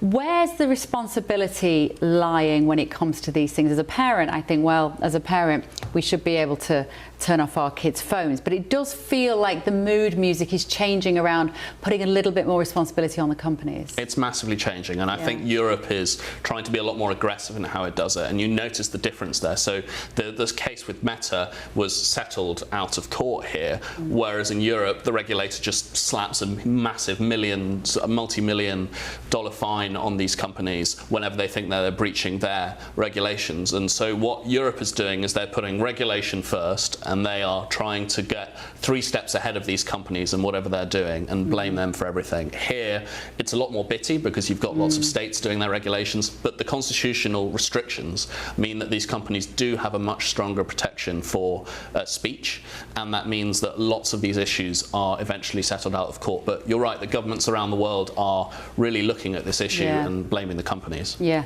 OK, Max, brilliant. Thank you so much. Washington correspondent for the Times newspaper, Max Kendix there. Do come back and see us again. Right, moving on, let's get the thoughts of my panel in London. That is Jonathan Liss and Charlie Rowley on that topic. Charlie, free speech is an issue very close to my heart. I know it is to yours as well. What do you make of America's moves to try to protect these companies from British regulatory authorities? Well, you're absolutely right. Free speech should be paramount, and you know, we, maybe you and I, but I'm sure a lot of other people as well, you know, have great praise for the United States and America for having its First Amendment, for being able to say what people really think. You know, I keep thinking back to Graham Lynham, I think, the comedian who tweeted some jokes, which was, you know, in his view, in America, and then was returning back to London, and then met with armed police officers to arrest him because of the sake of a few tweets. I mean, that is ridiculous. But that's the kind of state of affairs that we've got to in the UK. Look, I think America are doing the right thing. You know, there's no real reason why a foreign government, in this case it would be the UK, that has any kind of jurisdiction over what a state, because state laws will have their own ways of dealing with these things. Why should the UK have any rule or decree over and above them? I think it's far-fetched, and given, you know, how stretched Ofcom are in so many other ways, I'm not sure how it would work. I don't want to go down the route that Max sort of talked about, not supporting it, but just, you know, the options that are available. If you really want to block a website, you can do that in the UK. If you really want to limit the age of people online, you know, you can do that. So we have the powers in the UK anyway. If we wanted to limit that free speech, I certainly don't. But I don't think Ofcom is really best placed to be you know, telling everybody else around the country, the world, what to do. And I think America is right to stand up to them. Jonathan, what do you think? You know, I can't imagine a situation in which the British government would be protecting similarly British companies, I mean, we don't have them, they're all based here, aren't they? The big social media companies, but where the government will be protecting them in order to allow free speech against a regulator. For example, there's something incredibly patriotic about that. What? So, for example, if the BBC... So, that's good, Bev, that's good to know. So, if the BBC, you know, to pluck an example at random, were to be sued for, I don't know, $10 billion by a deranged Tudor monarch in another country, obviously you, as the patriot I know you to be, would be saying, decrying that with all of your strength in your body to say, how dare a foreign government try to completely emasculate and take down our national broadcaster, and even more than that, sue them in a country that obviously doesn't value free speech very much, say America, for simply broadcasting what it wanted to broadcast. Yeah, but and it wasn't even broadcast in that country, America. And another point to say, Bev, and people, Bev, it is about free speech, and people like you have been egging him on, asking Trump to condemn the BBC every time you talk to him. Yes, it is about free speech, Bev. It's not about free speech. Of course it's about free speech. Of course it's about free speech. That case is not about free speech. How is it about free speech? How is President Trump's legal case against the BBC about freedom of speech? Because the BBC is allowed to say whatever it likes. No, it isn't. It isn't at all. It wasn't even broadcast. It wasn't even broadcast. It's a libel case. It's not free speech. It's libel. They spliced. No, you've had your moment. No, I'm telling you because you've got it wrong again. As per. You've got it wrong. Charlie, I won't take lectures on being wrong from you, mate. Bev is right. It's not about free speech. The other thing to say, Bev, is that in America, even this week, Meta has been sued by 20 states in the United States. Is that an attack on free speech as well? And I just have to say, as always, it is just the height of ludicrous hypocrisy for people to call about the United States being a bastion of free speech under this particular president who literally is trying to take down organisations that he doesn't like and saying that people should be broadcasting more favourable coverage about him. We can absolutely have a conversation about free speech. Very happy to do that. I'm a free speech. I'm completely consistent on the issue of free speech. But this guy, Donald Trump, your friend, is absolutely not the guy to champion free speech when he's trying to take down all of his critics and suing every broadcaster and newspaper he doesn't like. Every single day, every single day in the White House, there are journalists of every political persuasion asking this president questions, the most transparent president in the world. Shuts down women journalists every week, telling them they're fake news. Come on, you know this as well as I do.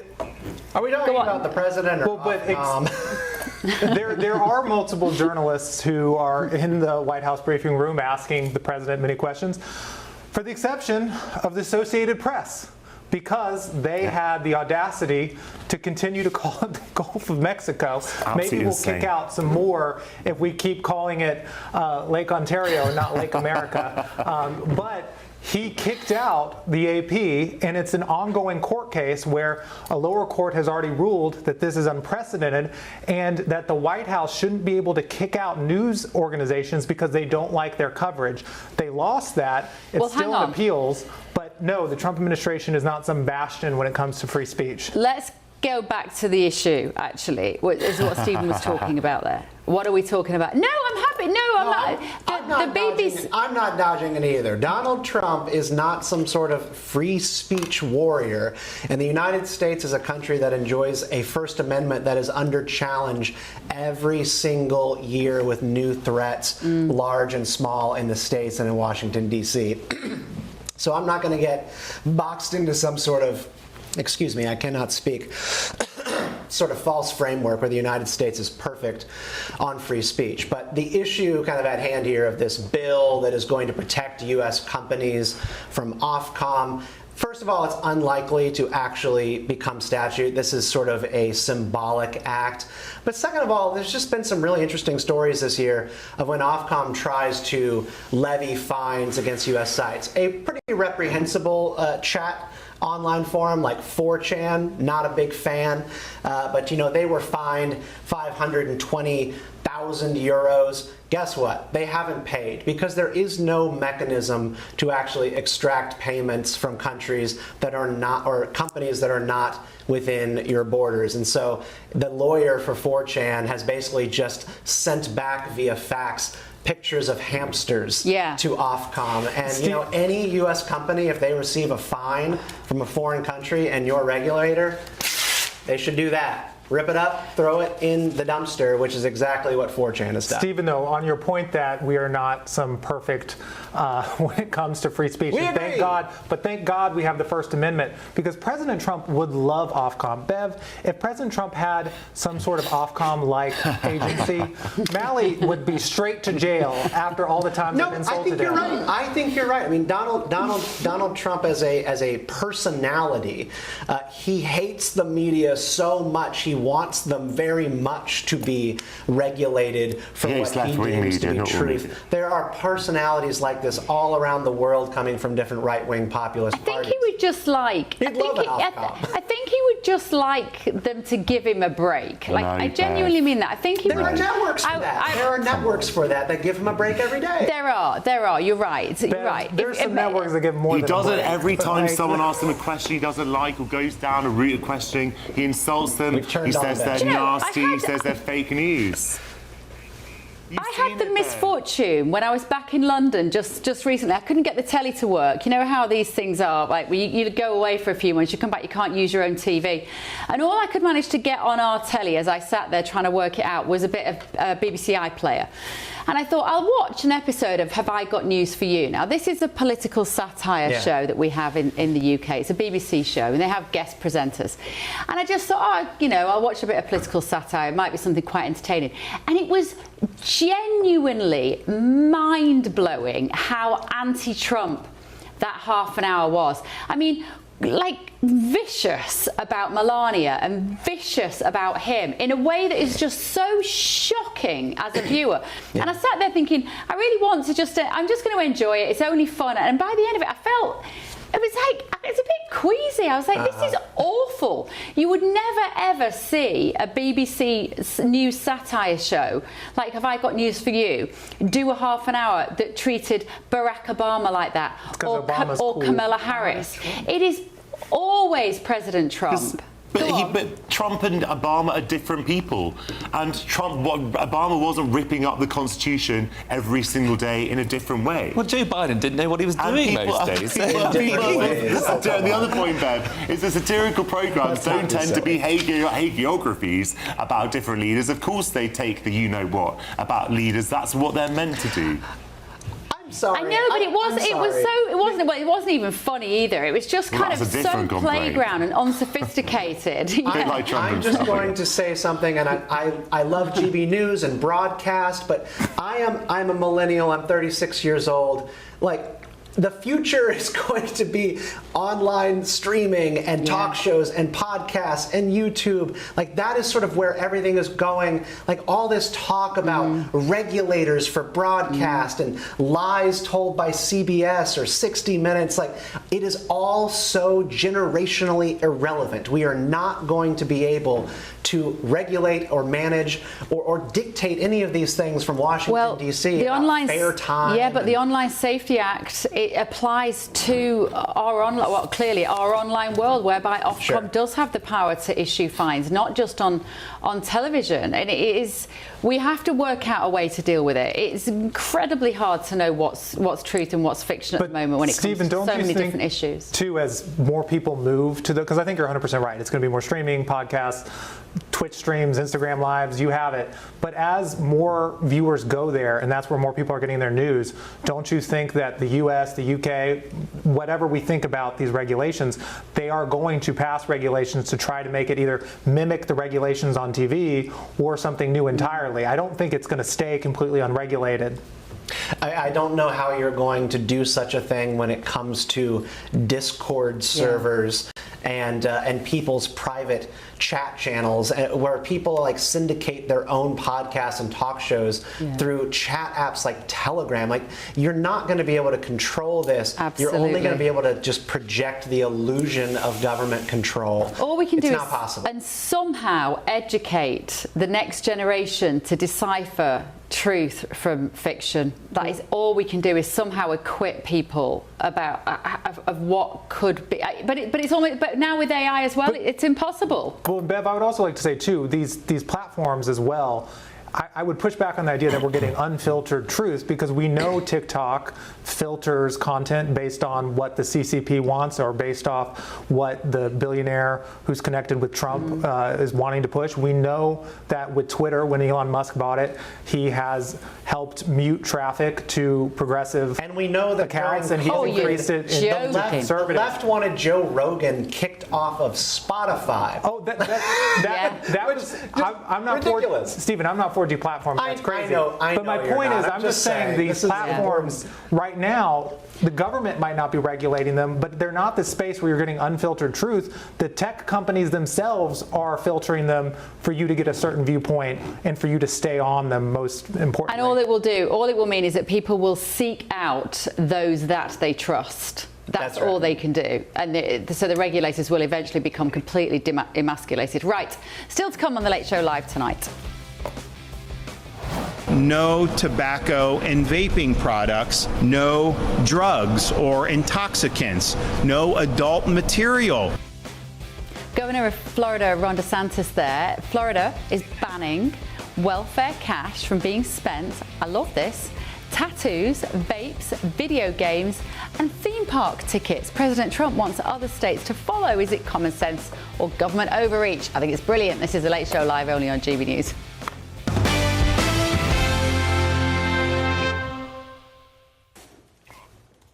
We're going to be discussing that in just a moment, but breaking tonight. Inspectors in the UK have warned that issues with the British gun licensing system are putting public safety at risk. According to officials, the firearms licensing system in England and Wales is not fit for purpose, with the level of scrutiny faced by applicants essentially a postcode lottery. The inspectorate has called for the establishment of a new national authority, blaming the shortfalls on unclear guidance and legislation, along with poor supervision and oversight. So there are currently 500,000 gun and firearm certificate holders in the UK, and at least 39 people are killed by legally held firearms, according to data covering the 10 years ending in March 2025. Let's talk now to shooting campaign manager for the Countryside Alliance, Roger Seddon. Roger, thank you very much for joining me. So, 500,000 gun and firearm certificate holders in the UK. What do they have to do, Roger? Just for people who don't understand about this, because it's not something that necessarily you would know about unless you may be involved in countryside pursuits. What do people do if they want to legally own a gun? Good evening, Beth. There are a few hoops to jump through. You have to go through a medical background check, a suitability check. You have to provide referees, people you know, who the police will then interview. They will interview the referees, they'll interview you, and they will require you to have a good reason to have a shotgun or a firearm. So there are quite a few processes, and it is quite tightly regulated. And I guess, does it involve things like where you store the gun or who might be able to have access to it?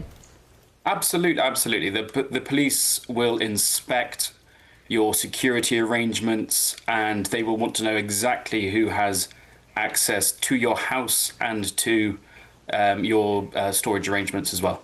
Yeah. Okay, and so this warning that the gun licensing system is putting public safety at risk, what do they mean by that?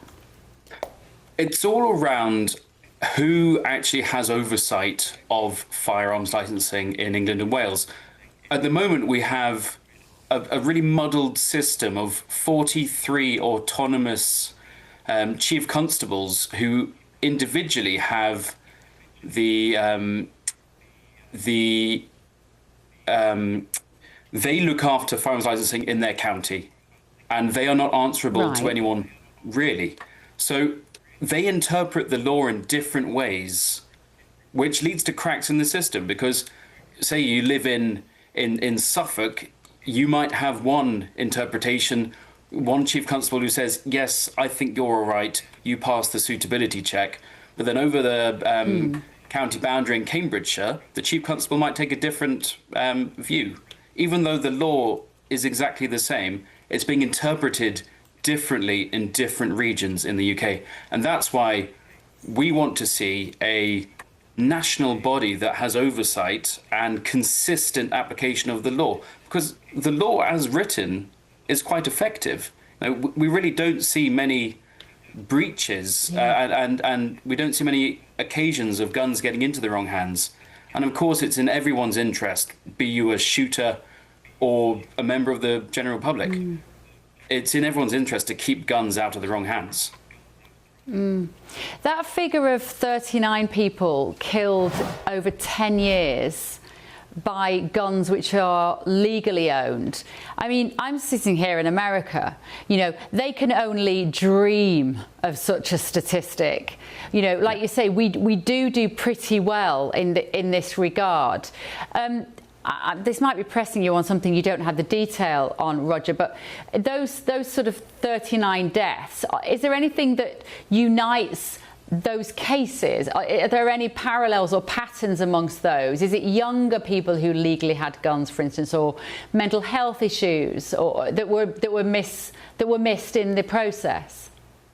Well, there are actions that have been taken recently by the Home Office to address any recent murders with legally held firearms. So there have been a tightening of the statutory guidance around domestic abuse incidences, but it's such a small number that it's statistically insignificant, really. And trying to draw conclusions, you know, trends within that is very challenging. Yeah, I'm sure. And so, what is it that you're hoping to achieve now as the shooting campaign manager for the Countryside Alliance, Roger? Well, we've seen this morning His Majesty's Inspectorate of Constabularies has published this great big report of 23 recommendations. Now, some of them we absolutely support, and we want to see those get over the line. We want to see the Home Secretary, the government enact those. You know, move the 43 disparate, varied, fragmented licensing authorities in England and Wales into one body. We are very keen to see that. We think that will fix a lot of problems for firearms licensing, not just the safety for the general public, but also increase service levels, enable rural people to get on with their livelihoods more easily. You know, farmers have had a real kicking in the last few years from the government. And if they can enact this, then that's a real opportunity for the government to actually show the farmers that, yeah, we are going to give you a helping hand. However, that HMIC report, some of the recommendations are absolutely, well, they would crash the system in a heartbeat. They wouldn't help the general public safety. They would just cause a massive impact on the rural economy. It would be catastrophic. Can you give me an example? So there's 5 which I think are really bad. One of them is they want to align the requirements for shotgun licensing with those for high-powered rifles. They're currently a bit different in the UK, and well, it's not the problem. It's not what's causing any danger to the general public. And if they were to align those two regimes, it would cause such a bureaucratic burden for the police and for gun owners that I think the system would crash overnight. Gosh. OK, thank you, Roger. Roger Seddon there, shooting campaign manager for Countryside Alliance. Thank you for staying up late. Thank you very much. To talk to me on Late Show Live this evening. Oh, I can't wait to talk to my Americans about this. Well, 39 people in 10 years. Every one of them is a tragedy, don't get me wrong. But can you imagine how different that number must be? Well, Bev, as an American, it is incredible to hear, because the last year we have full data for this, 2023, we had 46,728 firearm-related deaths in the U.S. So that averages out to, in one day, we have 128 people dying from guns. And put it in stark contrast to your 10-year figure. And you could say, well, the US has a much bigger population than the UK. Well, the US has roughly 12 gun deaths per 100,000 people compared to the UK, which is 0.3. So I'm not someone who thinks that we should ban all guns, but there are clear policy steps we can take to make this better and to save lives. And I would just real quickly say one of those is The Lancet has published a study that in 2010 looked at data across 25 states and found that background checks for gun purchases, so a simple background check, can help reduce mortality and gun deaths by 61%. That's just standardized background checks that some states have because it really differs by states, but we do not have it nationally. So I think there's some low-hanging fruit here that I wish the United States could do. Stephen, do you have I don't know if I've ever spoken to you about gun laws before. I don't know what your opinion is on gun law. Well, you live on a farm, don't you? I do not live on a farm. I live in farmish. I live in a simple townhouse community in northern Virginia. I am the owner of 2 Glocks and an AR-15, and I purchased those in Maryland. The paperwork is relatively extensive. You get a background check, but it's a pretty quick process as long as you have a clean record. This is not an issue that I feel particularly strongly about. And do you have them for just personal protection? I'm not telling you what they're for. Is that a very personal question amongst Americans? He just hunts people. They're for personal protection, and they're really just there for if the worst were to come. They just sit there. They just sit there in a locker. They collect dust. Go out and shoot with my girls every so often. It's recreational, but what Mally is saying is not untrue. We are a country with a lot of guns. I believe we do have more guns than people. But by and large, I look at the statistics about American gun violence and accidents and go, it's a miracle we don't have more. And that's actually because a lot of what happens with gun ownership is not irresponsible. It does not end in tragedy. But we are a country that has decided for that trade-off. We have a lot of guns. We have that right. People use them for all sorts of means, and we also are a very violent country. You get both those things. Do you have a gun? No. I'm not against people owning a gun, but I have family who lives in South Carolina, big gun owners and hunters. You're West Virginia born, right? West Virginia born.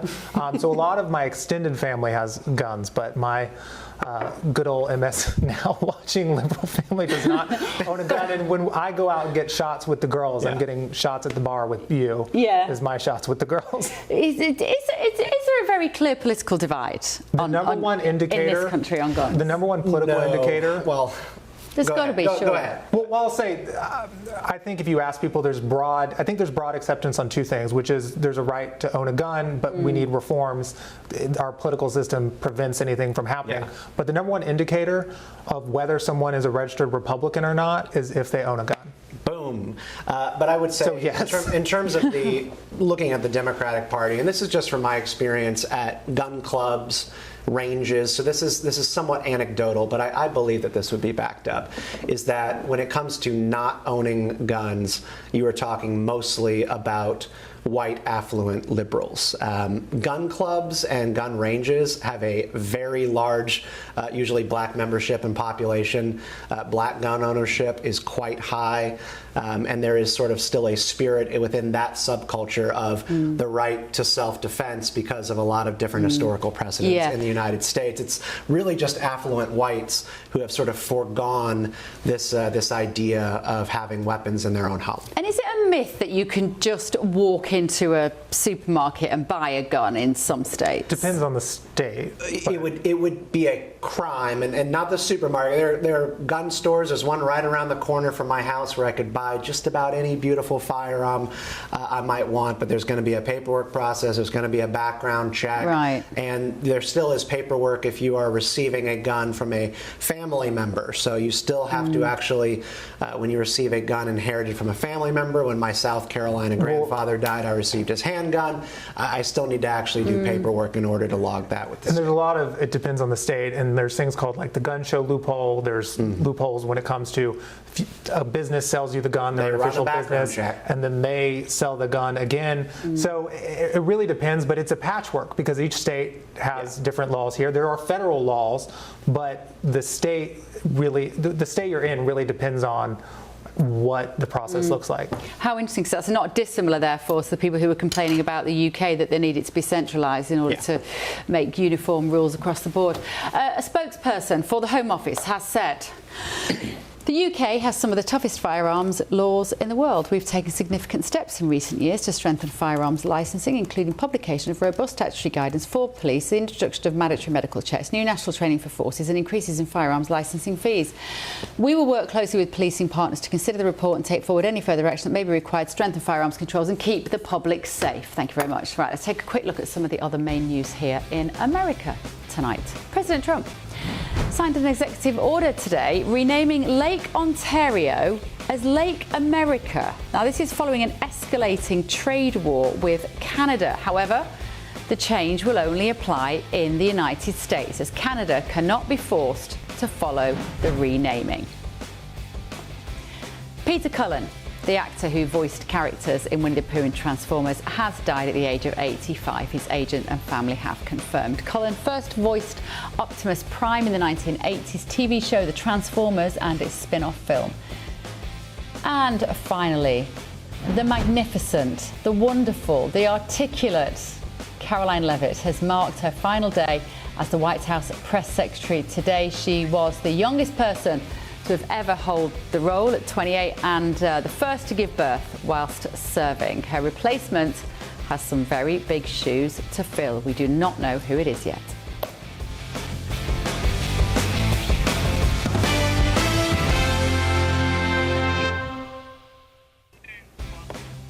And there's a rumour today that she might be going on The View, the TV show The View. Right, still to come this evening on The Late Show Live. No tobacco and vaping products, no drugs or intoxicants, no adult material. Florida is cutting off welfare cash for tattoos, vapes, video games and theme parks. And President Trump has wanted this crackdown to be extended nationwide. Common sense or the nanny states gone MAGA? But first. Fans from everywhere in the world would gain immeasurably from this game-changing potential. It will transform football in their countries. UEFA is preparing criminal proceedings against FIFA's embattled president over a multi-billion-dollar plan involving football's biggest tournament. Is his reign crumbling? I'll tell you in just a minute. This is The Late Show Live, only on GB News. Quick look at your weather. Expect warm spells with the odd rude interruption. Boxed Boilers sponsors the weather on GB News. Good morning, welcome to your latest GB News weather update brought to you from the Met Office. Another unsettled day, further heavy rain on the cards for much of the UK and the potential for further thunderstorms as well. Away from any of the rain though, it's going to feel quite warm still, particularly across more southern and eastern areas. We've got this area of low pressure out to the north and east, and we could see some quite intense rainfall close to that area of low pressure for northeastern areas of England. Elsewhere though, for England and Wales, there is a chance of some heavy, possibly thundery downpours, particularly across parts of South Wales and northern areas of southwestern England as well. This picture won't show you exactly what we're expecting, but just know there is a chance of some heavy downpours. Not everywhere we'll see them. It will be dry in places, particularly across far northern areas, but also across the southeast through much of the day after a pretty wet night last night for some areas, and still quite warm temperatures above 20 degrees to end the day before the sun goes down. As we head further north and west as well, it's a dry pitch for parts of Northern Ireland, northeastern areas of Scotland, northeastern England, though holding on to some of that rain. More in the way of cloud, and it is a little bit fresher for more northern areas. Now that fresher feel will become a little bit more dominant into the weekend, particularly as we head into Saturday morning for more northern areas as skies turn much clearer. Out to the south and west though, the next batch of rain is not far behind, and that will push into parts of southwest England, South Wales by Saturday morning. Ahead of that though, a pretty dry and bright start to the day and a little bit cooler than it has been for the past few days. Now that rain steadily moves north and eastwards through the day, bringing many areas a spell of wet weather through Saturday morning, particularly across parts of England and Wales. It does slow down a little bit as it pushes into Northern Ireland and Scotland, but it's likely to linger here into the afternoon and the evening. And behind that for England and Wales, there will be some brighter weather, but also some risk of some further heavy downpours, and the winds will pick up as well. So a real mixed picture. Bye-bye. Expect warm spells with the odd rude interruption. Boxed Boilers sponsors the weather on GB News.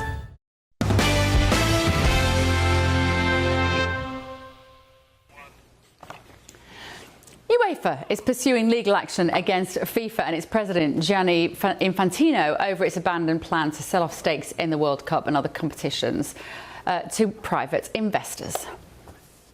Strengthening the commercial side of the game is the natural next step in this evolution. So we believe that the FFE proposal would unlock the sport's potential in every corner of the world across. UEFA has claimed that they and other key stakeholders were left out of the plans, saying they were not consulted before the announcement was made. The application submitted by the European football governing body is requesting access to evidence and documents to use in their case against FIFA and its president.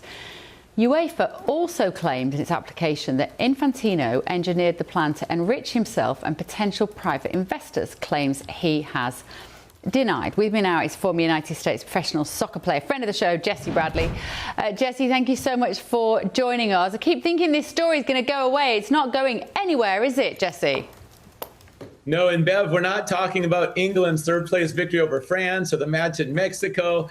You know, I love the beautiful game, but what we also have is on the field flopping, we have brawls in the stands, and we have money trails. And so this is going to be an investigation. Ultimately innocent until proven guilty. We need to really find out what was happening behind the scene.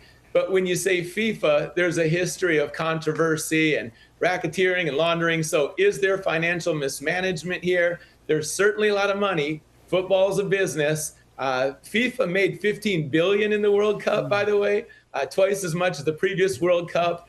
And, you know, the Bible says the love of money is the root of all kinds of evil.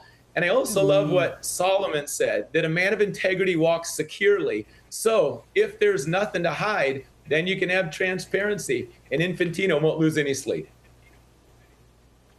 And I wonder what they're kind of, well, we know they're accusing him of selling off parts of football, they're saying for personal gain. Maybe he would say, so what? So what? I'm head of UEFA. I can, if I want to profit from this, that's what's upset people, isn't it? That they say this is outside of the bounds of his job. Right, and there's a relationship here because he served as general secretary with UEFA. And then also you have a Kushner family, which is going to make it interesting because there's political links there. Trump's daughter's married to a different Kushner brother. And so people are going to really be curious. They're going to dive into this one. He was going to receive $4 billion for 20% of commercial rights. And some people say that's a surprisingly low price, which makes people suspicious. But $4 billion is a lot of money. And there's others who just think the governance of football should not be sold like this. So with all of this noise and smoking guns and investigation, you can see why I like simply being a goalkeeper and why I love being a chaplain now and helping players, come to know Jesus, strengthen their faith. We could talk about the Bible Brothers and Arsenal's Premier League title last year. But no, this is important. And ultimately, Bev, we all need accountability. All of us do. And there should be checking the receipts. And no one should get away with any sly moves. But there's more to be said on this one. And can you imagine, is he likely to end up in prison? I mean, I know it's a little bit early in the day for this, Jessie. It's a bit early in the process to see whether he'd actually end up being charged with anything, being found guilty, going to prison for it. But how determined are his detractors, if you like, to make sure that he is held to some sort of justice? Yes. And there's a difference, Bev, between criticism and criminal activity.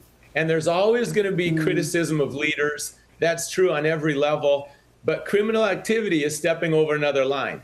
Now, if someone's trying to undermine him and their motives aren't good, then you could get into defamation. Because did he really do enough for there to be, locked up behind bars? And I don't think it's going to end up in that place. But there's a lot of negative press right now. And there is a fierce battle over control, money, reputations. And some people like this, kind of reality show. But ultimately, I think we're missing the World Cup. But there's another World Cup coming next year. It's the women's. And that's going to be fascinating. But there's a lot of financial decisions that FIFA makes. And there's a lot of implications for the nations. Again, even going back to bribing for host countries. I mean, it's hard to nail things down. But again, why do we keep having stuff that kind of looks like a duck, walks like a duck, quacks like a duck? But again, we have to find out, is it a duck or not? Innocent until proven guilty. Absolutely. Jesse, great to see you. Jesse Bradley there, former United States professional soccer player and goalie. Thank you so much. Right. Let me know what you think at home. gbnews.com/you'll say. It's been a very busy show. I've not got to your messages yet. I have been glancing at them, but I will try and read some out. But still to come this evening on The Late Show Live. Their mom is the one that's hurting them. Their mom is the one that's killing them. That's extreme atrocity and cruelty. Jurors are now deliberating in the case of Lindsay Clancy. That's the mother that accused of, she did kill her three children. I'll bring you the latest details from the court case that is shocking the world. This is The Late Show Live, only on GB News.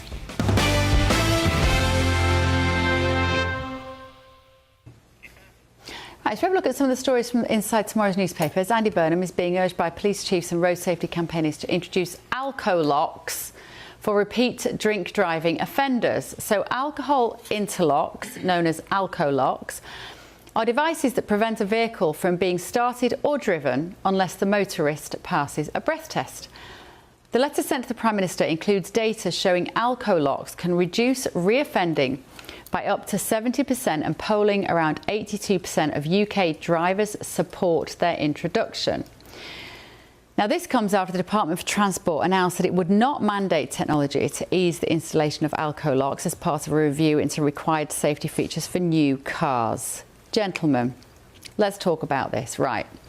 Are you familiar with the concept of an alco-lock, Stephen Kent? I've heard of it. I'm familiar. I mean, typically we would call this in the United States. Well, it's not the breathalyzers, but it's we'd call it a breathalyzer. Yeah, you have to blow to drive. Technology. The car won't start until you pass the test. Yeah. Right. On board with that? Yeah, I think it's a public safety interest.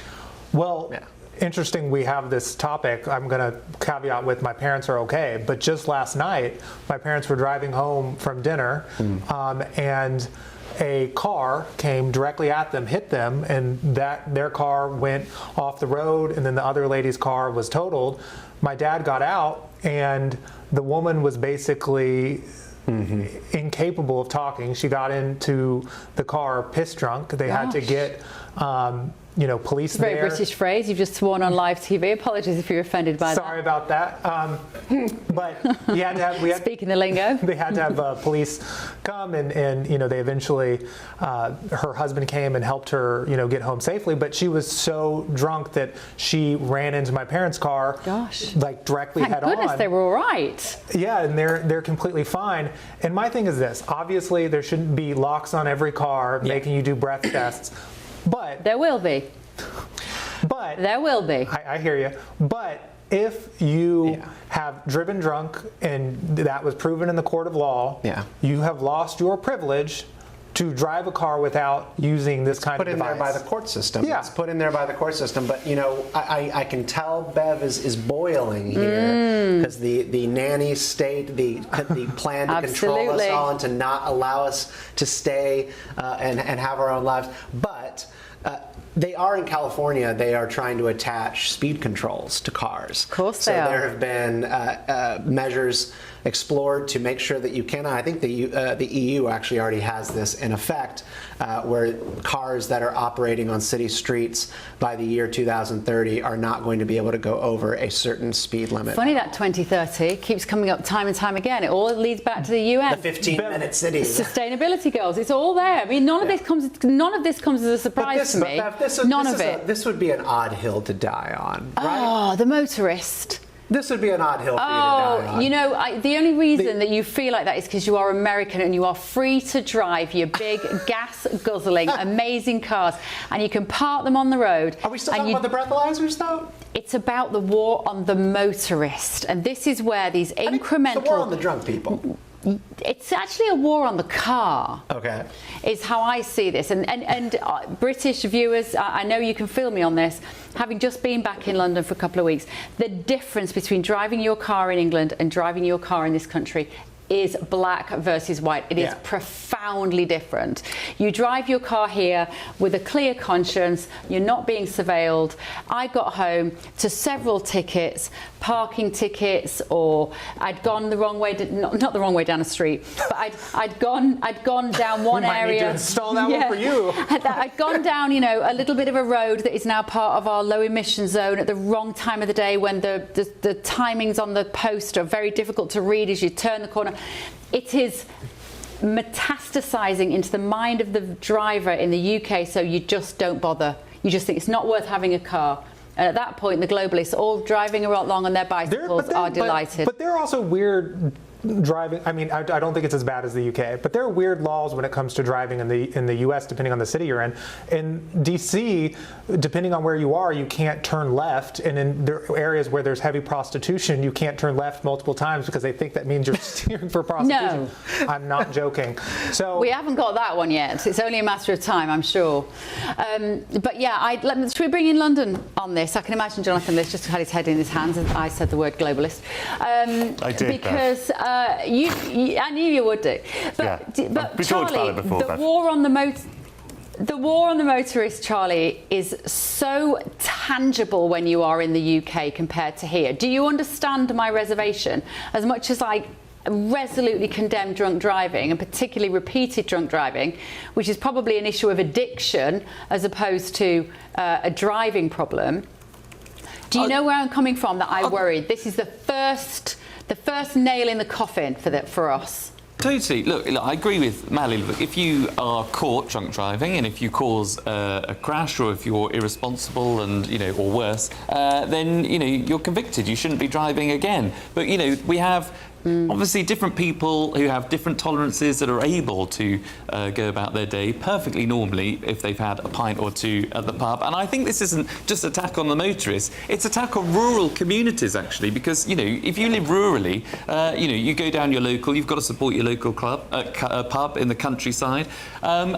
People often drive, and they're more than sensible. They can have a couple of pints, they're within the limit, I think that's right, and then they're able to drive home. But the idea that, you have this sort of thing in the car that you sort of try and have a breathalyzer and it says, oh no, you can't drive. Well, actually, they would be perfectly capable of doing so. Yep, absolutely. Have we got time for Jonathan? Probably not, because Jonathan, we've got 30 seconds. Jonathan, you can have 15 of them. Go.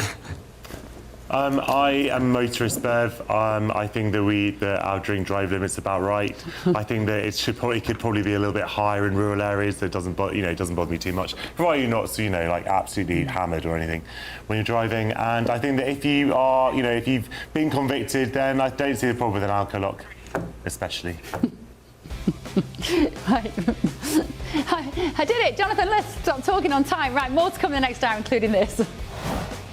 No tobacco and vaping products, no drugs or intoxicants, no adult material. Britain deserves a newsroom that puts the facts and your voice first. Well, and that's what you get on GB News. Lively debates, lively conversations. And we're not afraid to hold power to account.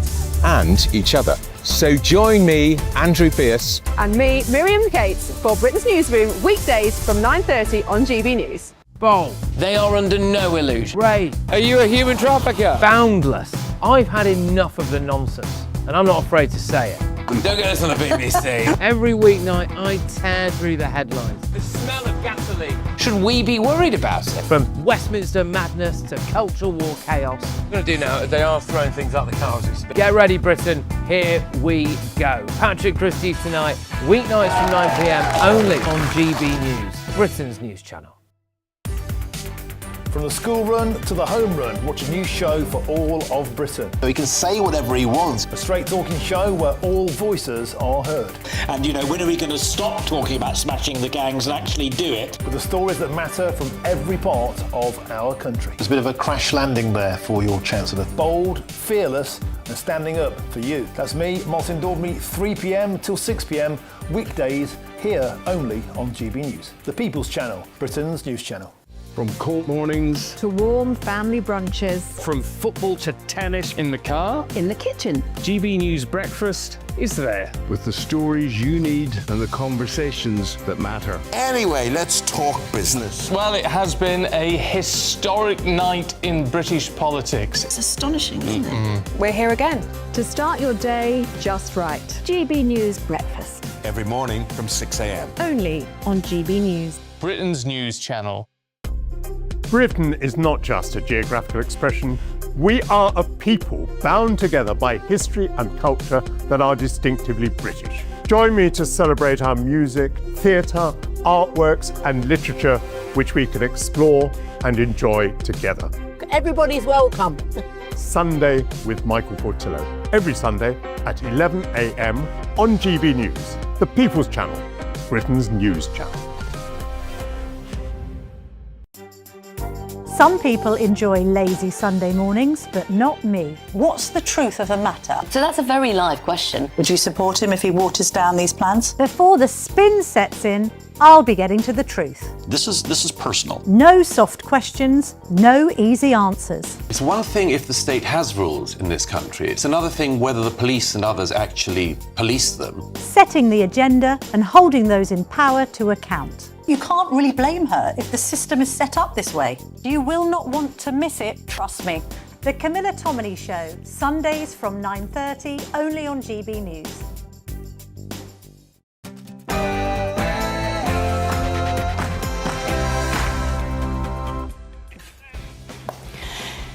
Good evening, good morning, live from Washington, D.C. This is Bev Turner on GB News for our third hour with the stories shaping Great Britain and America. Breaking tonight, prisoners could be back on the streets after serving just 1/6 of their sentence as ministers scramble for jail space.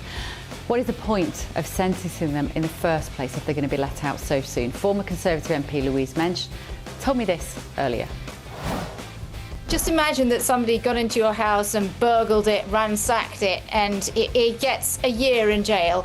Under this, he could be out in 2 months, sitting at home, and it's like his mum sent him to bed with no supper. And that's all that Labour have got to offer. Making speech free again, top Trump ally Michael Rulli is pushing to block Britain's regulators from enforcing American websites, citing free speech concerns. Is Ofcom about to get a rude awakening? Washington correspondent for The Times, Max Kendix, joined me earlier. The administration is very keen on making sure that free speech is protected in the US, and they've talked a lot about how they feel that Europe is really constraining free speech. And no tax on the taxpayer. Florida is banning welfare cash being spent on tattoos, vapes, video games and theme parks. President Trump wants other states to follow. Is that a good idea or is it government overreach? No tobacco and vaping products, no drugs or intoxicants, no adult material. And Harry and Meghan have issued their first statement since returning to Britain.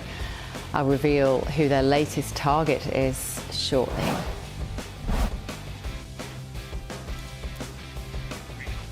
And was it murder or just momentary madness? 3 children are dead, with their mother admitting to killing them. Now jurors must decide whether Lindsay Clancy was criminally responsible or legally insane.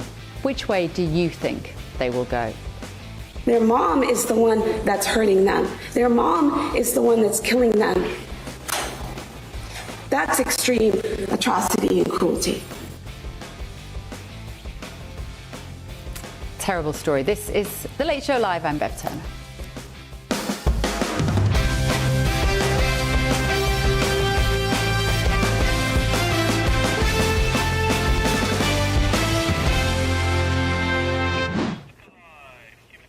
It's the final hour. I'm joined in the studio here by Mally Smith and Stephen Kent.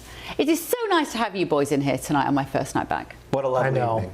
Good. Did you miss me terribly? I missed you every single day.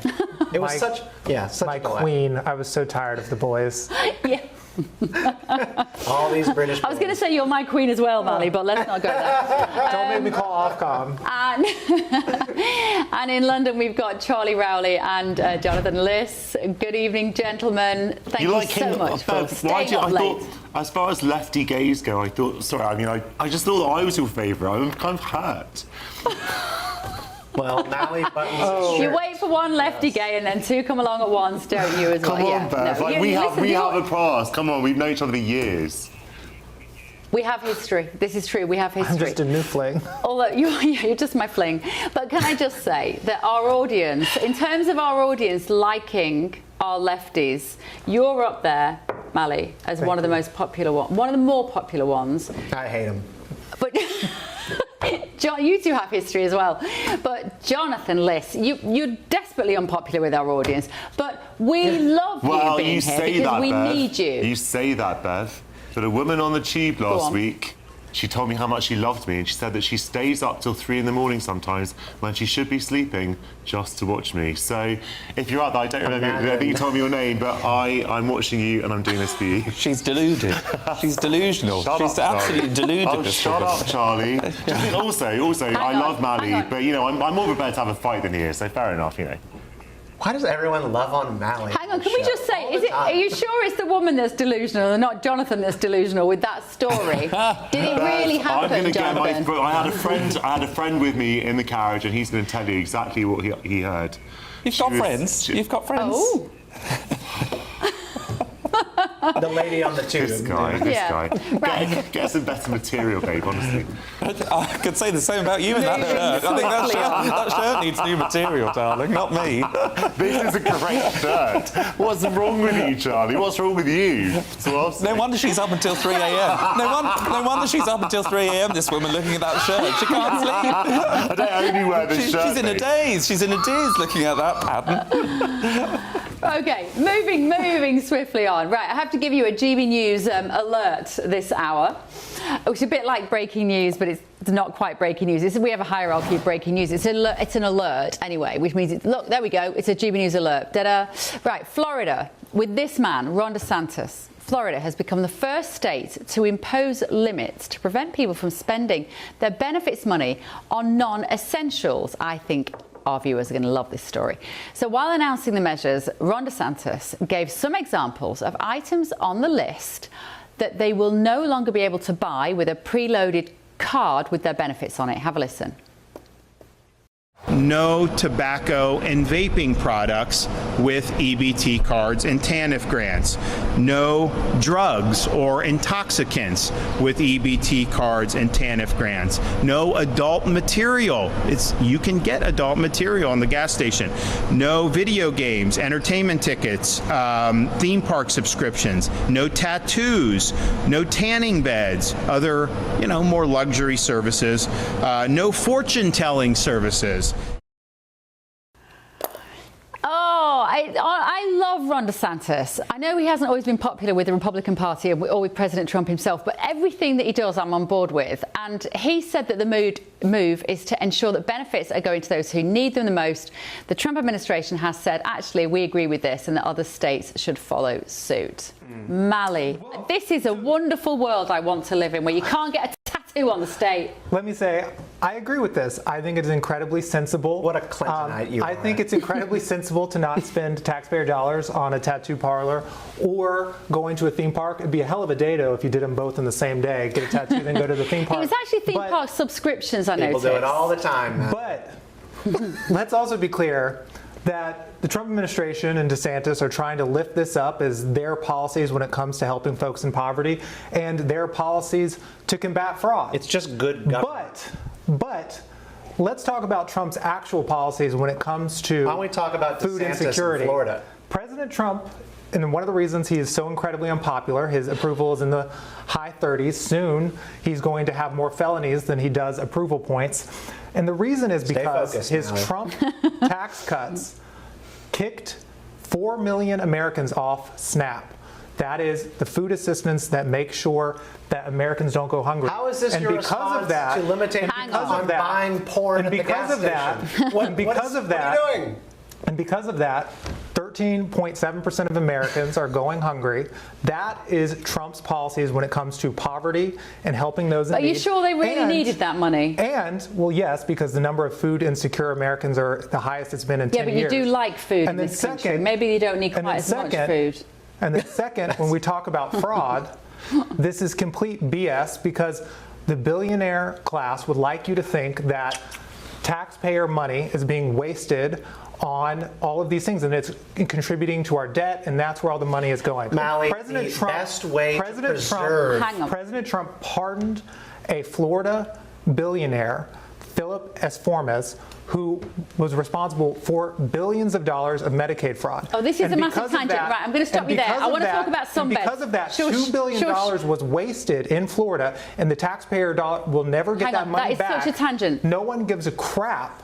And it is not a real driver of our debt. It is not a real driver of our government funding. The fact that people might spend money at a tattoo parlor, I said let's not do it. That's not great. But the real fraud is being perpetuated by billionaires who are being pardoned by the Trump administration, and they get to keep those billions. Come on. But the reason that is because President Trump himself is profiting off the presidency. This is an ethical debate that I want to have here about what you should and should not be allowed to spend your benefits money on. I think it's incredibly interesting. Delulu. The best way to preserve support for social welfare programs in the United States is for Americans to believe that it is an honest system that goes to the people who are the most in need, and also that we are balancing compassion for the poor and the most needy with also setting guardrails for how they can use public dollars. You know, we do set up a lot of onerous taxes just of time on the poor in terms of doing paperwork to qualify for the benefits that they're going to actually need to tap into to feed their families, to make it to work. But what we are talking about here and what this segment is about is whether or not it's good or bad that Ron DeSantis said no to getting pornography and video games with your EBT card in the state of Florida using TANF block funding, which came from the Bill Clinton administration in the early 90s. That is what this is about. And it's good. This is a good thing. The reason we're talking about this, and we're not talking about, which many media organizations have talked about, is the fact that millions of Americans have lost health care and have lost food assistance because of the time constraints, as you said, the time tax that we put on poor Americans to fund a billionaire tax cut. That is the real state of the social safety net in America, and billionaire media promotes these stories because it makes it seem like working Americans and lower class Americans are the ones who are Mally, they promote it because the American political system, and I guess we're on a British network, but the American political system is rife with insane fringe culture war topics about things that we are baffled we're even having to debate. And this is just basic meat and potatoes politics of, hold on, you had your rant at the beginning of this, of basic good politics, and you have a governor here doing something that his population appreciates. It is a basic check on fraud and abuse of the system and people not actually taking care of themselves using their TANF funds. It's okay to just say this is good government. It's not a cover-up. But 100%, the reason we are focusing on this, and it is not just that we have conservative media that is focusing on these issues and culture war issues, because you're right. other media channels are talking about the affordability crisis. They are talking about how millions of Americans I was on the BBC are yesterday losing. and we talked about the Kennedy Center and how it cannot be closed for renovation. So let's not play this game. I've been on the BBC a lot too, and I'm not playing any comparison politics here. Found out that you're both cheating we're not on me. cheating on you. You clearly we're not are. cheating But on you. for me to ever talk about affordability on any conservative media channel, I have to go on rants because we never talk about it. We talk about things that the billionaire class wants to talk about, and this is one of them. This is a refreshing topic, Mally. This is a refreshing topic. We're not talking about Abdul El Sayed and whether or not he thinks that it's weird to be circumcised and going on Fox News and suggesting that circumcision is the same thing as getting a sex change or genital mutilation on a child. This is a normal topic. This is a normal thing to discuss, whether or not we should be using federal block grants going to the states on porn, on video games, on tattoos, on amusement park rides. It's a boring topic.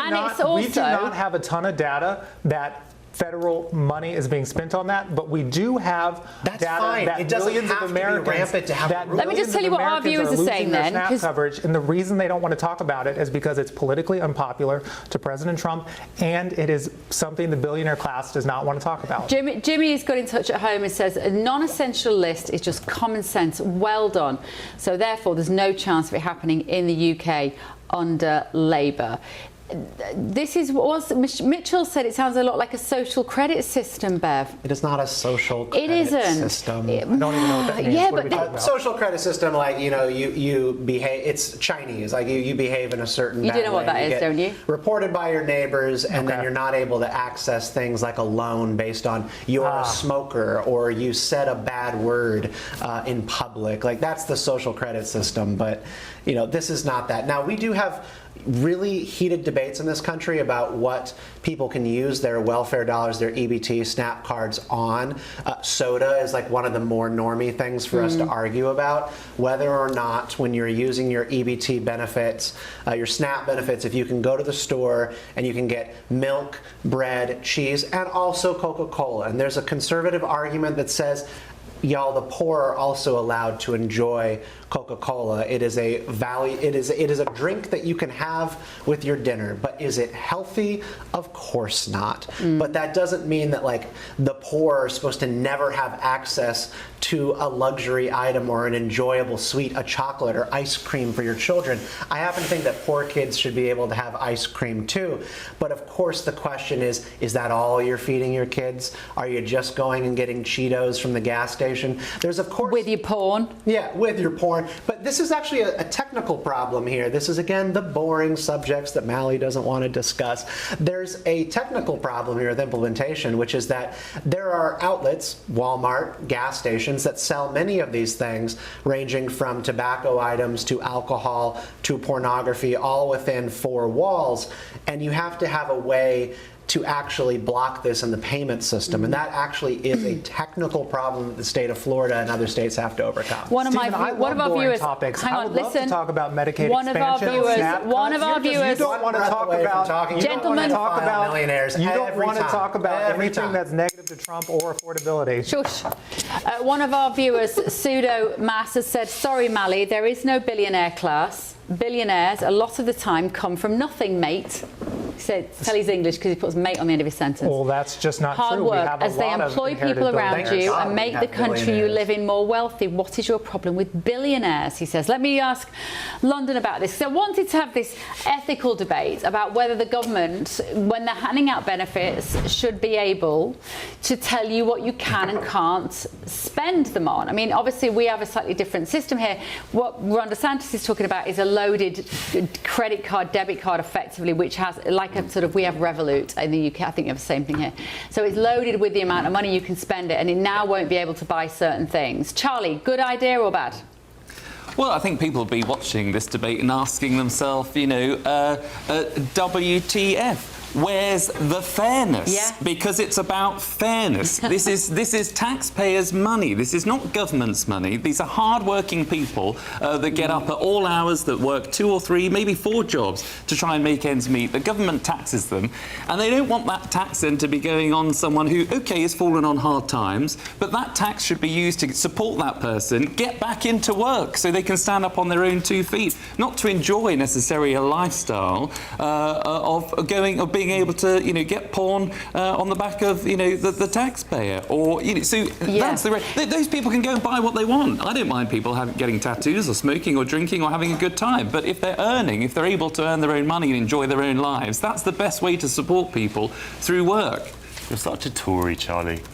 Well, what's wrong with that? Is that not true? The majority of people on benefits are working for a start.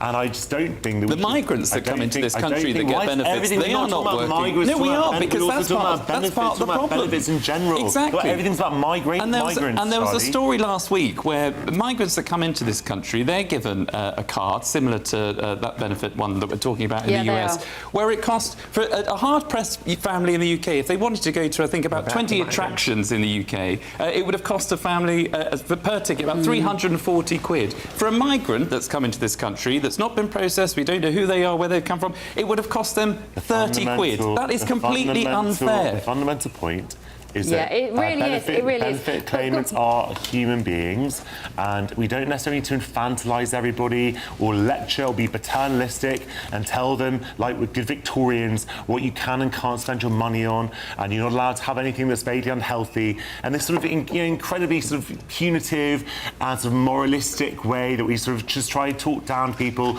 and say that people aren't allowed to have any joy in their lives if they've fallen on hard times, or if they're poor, or if they're work shy. I just hate this stuff. Can I ask a question to you on this? Go ahead. Go on, Stephen. I used to think that. Just because, like, in the realm of hypotheticals, let's just use American dollars, that you are receiving every single month, you are receiving a deposit onto your card for $150 because you are below a certain income line. And you are using consistently every month, you are using that on an OnlyFans subscription to access pornography, 100% of that amount. Is that okay to you? You just like no checks, no balances, no limits, or do you think that there should be a dividing of the pie on what kind of things you spend it on? No controls. Obviously, you have different systems based on if you get a cash payment, which I think is normally the way in Britain, or if you get a specific voucher card, which you can only spend on certain things. Obviously, if people are getting just money into their bank account, then there's no way to decide how that money should be spent. In general, if people are receiving money. And a lot of people, for example, a lot of gambling addicts, for example, will get benefits and go straight to the bookies. I don't know what you're supposed to do about that. Obviously, I don't think it's good behaviour. I don't think it's sensible. It's not something I would advise them to do. But they are also grown-ups, and if that is how they're choosing to spend their money, then that is on their head. But should we have an American system where you have a preloaded card, specifically, to spend on certain things, and it shouldn't involve tanning shops, porn subscriptions, what was the other thing? Gaming, vaping, alcohol, cigarettes. Those are luxury items. And don't we have to get back to what welfare is meant to be, which is to allow people to keep the lights on, heat their homes, cook their food, feed their kids, maybe have transport to get around on the bus or whatever it is, or get on the train, or even pay towards having a car. That's what benefits are meant to be, surely, Jonathan. And we've got into this mindset of we live in this age of abundance. Oh, my life is awful because I haven't been able to afford to go to the tanning salon this week. I can't believe that the lefty on the panel is now talking the language of personal responsibility, but here we go. The whole point of a society is that people also have to exercise personal responsibility. And if they are choosing, we can't force people to be responsible. If we are giving people the tools to help themselves. We cannot force people to help themselves. So if people want to make bad choices, that is also their responsibility. I'm not saying that the state should then give them more money for that month if they misspend their benefits. That's their benefit allowance, and if they can't use that wisely, then that is their problem, I'm afraid. I think maybe because I'm genuinely trying to think about this, because I used to feel like you do, Jonathan, in that I used to think, you know what, if your life is tough, you shouldn't be deprived of beer on a Friday night. If you want to go down the pub, you should be allowed to spend your benefits on the one thing that makes you happy, right? Mm-hmm. But we've lost all sense of what the welfare system is meant to be, because we've had so many people wringing us out and absolutely fleecing the taxpayer. And that's gone on absolute steroids for the last 6 years. And we've got no money. We've got massive national debt. That's the problem. We've got nothing. The bank is empty. The bank is not empty, Bev. The bank is not empty. Ruinous empathy. Ruinous empathy. But Bev, it's not. The bank is not empty. The thing, though, that I feel like is a bit detached, though, with that statement is that, yes, and I've already said, I think the restrictions on spending it on a tattoo parlor and theme parks is fine, but it is not why the bank is empty. TANF, temporary aid for needy families, when we're talking about this example, which is what Ron DeSantis put these restrictions on, is $37 billion a year. Yeah, block granted. And it's block granted. And that is not what's driving the debt. It is not what is bankrupting America. It is not the reason that our bond yields are so high. I just feel like we're losing. But it's money that is going out. It is on your P&L, on your effectively on your profit and loss of your country. It is money that is going out. And I think when all of our country, both of our countries, are living with this phenomenal amount of debt, and we can't even pay the interest on that debt. We have to be really mindful, don't we, of what's going out. You're saying it's a drop in the ocean. So you want to get rid of the triple lock then, Bev? Nobody's arguing that our countries are being bankrupted by these things. Like I think we keep kind of getting torn between a UK and a Florida example, like going back to Florida here. They're not being bankrupted by this program. This is just a question of how do we make people's lives better. I do not disbelieve in welfare. I think welfare is important and you have to have it. And we need to make sure that we are trying to lift people up. And that does require boundaries. If you've ever raised a child, boundaries is part of how you love people who you are charged with taking care of. And another thing, these programs subsidize the cost of soda. I won't name names for any companies, but soda is partially cheap because there is a baked-in understanding that government dollars and welfare is going to use to spend on it, and it makes the price go down. That's not a market signal. Right. Still to come this evening on The Late Show Live.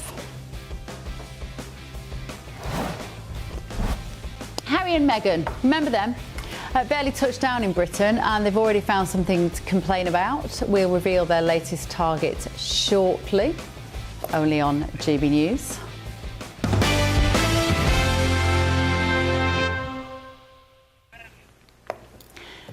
Okay, a warning that the following story could cause some distress, because we're talking about the jury who have gone out to deliberate on the Lindsay Clancy murder trial. So the hearing closed arguments just today, Thursday, here in the US, wrapping up 5 grueling weeks of evidence. The defence began by focusing on Lindsay Clancy's mental health. When the DA decides to charge someone with a crime, he has the burden of proof. His assistants have the burden of proof to prove, number one, that Lindsay is guilty of this offense beyond a reasonable doubt, and then prove, number two, that Lindsay, at the time, killed her children, was not suffering from a mental disease. You have these men coming in here that don't even know psychosis from schizophrenia as experts, telling you that if a woman doesn't have these symptoms, like it's a disease, symptoms of postpartum depression within 4 weeks. That's it. then the prosecution used their time to focus on Lindsay's notes on the medication that she was taking. Someone who's been so meticulous about everything all the way up to January 18th, and it just stops. It's as if she's decided she's done trying. She's decided that it's too much and she doesn't want to do it anymore. And so she just stops keeping track of the prescriptions. And then extreme atrocity and cruelty. The indifference that she showed to their pain, to their struggle, to their suffering, leaving them there on the floor with the bands around their necks, completely indifferent, because she had a plan and she was following it through. So Clancy has pleaded not guilty to murder by reason of insanity. She's seeking to be committed to a mental health facility rather than face a prison sentence. With me now is former federal prosecutor and criminal law analyst Diane Bernholz. Diane, thank you very much for joining me. It's a dreadful, distressing case. It has been a lightning rod as well across this country, hasn't it, for debates about women and feminism and domestic abuse and mental health and postnatal depression, as we would call it, postpartum psychosis, the extreme version of that. But as the jury go away to deliberate now, Diane, how do you think it's looking for her? It's always hard to get into the minds of a jury. I know we all like to be able to make a guess as to what they're going to do here. I did watch the closing arguments, and I think both sides did an excellent job. The prosecution put on what I would call a devastatingly persuasive closing argument here. They had started out the case, I believe, overreaching a bit.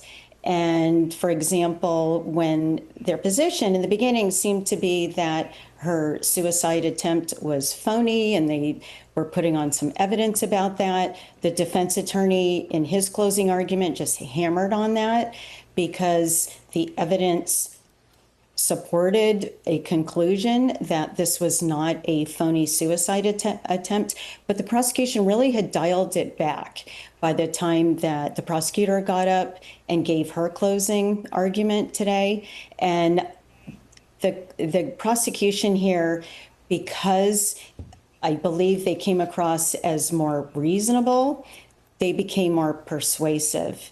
And the part in the prosecution's closing argument where I believe it got very persuasive and very devastating was closer to the end, where the prosecutor laid out the timeline and talked about how the planning started at about 4 p.m. that day and went through the narrative of exactly what Lindsay Clancy did in the next couple of hours. And was tying it in to the prosecution's notion that she was making choices. Yeah. And that's such a critical element of this, isn't it? I mean, for people who don't know, I mean, she's in a wheelchair there because she threw herself out of the top window of the house, paralysing herself after she'd taken the lives of her 3 very young children. So the idea that she was planning her evening would therefore, what, Diane, give the idea of intent, of premeditation, of therefore not being psychotic in and of the moment when she loses it with these children, with whatever else that she was suffering with. Is that what ultimately may mean that the charge against her is premeditated murder or murder in the first degree? Is that how it's described here? Yes. So what the issue here really is whether or not Lindsay Clancy was criminally responsible. And so that's Massachusetts' way of dealing with insanity, legal insanity. They don't call it insanity, but it's whether or not someone is criminally responsible. And so the reason the prosecutor is saying over and over again in her closing argument that Lindsay Clancy was making choices and that they were rational is because they are trying to dispute and prove beyond a reasonable doubt that she was criminally responsible. And there are really 2 paths here to finding that she was insane or not criminally responsible. One is whether or not she knew right from wrong. And so the prosecution's putting in evidence that her behavior that night showed that she did know right from wrong, that she was planning all this while her husband was out because she knew it was wrong and that he would stop it. And then the second part has to do with whether or not she can conform her conduct to the law. And this is where the defense is bringing in their evidence that she heard a voice commanding her to commit these killings and then kill herself. And so that's what it's going to. Premeditation is a separate inquiry, and that's what makes murder first-degree murder. And that is what the prosecution is going for here, is first-degree murder. We've got premeditation, or if it was extremely, let me look at the verbiage here. Extreme atrocity and cruelty.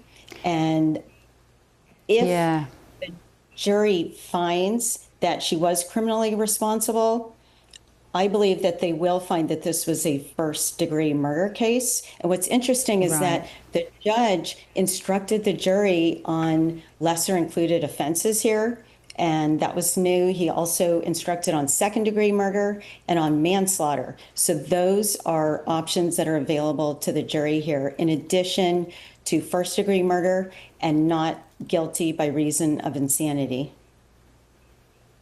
Okay, brilliant, Diane. Thank you. Brilliantly explained. Diane Bernholtz there, former federal prosecutor and criminal law analyst. Thank you so much. Let me bring my panel in here on this.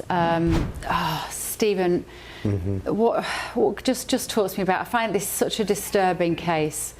I know there's been some strong opinions. There've been some strong opinions about this behind this desk while I've been away. Yeah. Believe me, it's all over social media. I don't have a strong opinion on this case. Unless I'd sat through every moment of that jury, I don't think I'm in a position to have a strong opinion on it. But what do you think?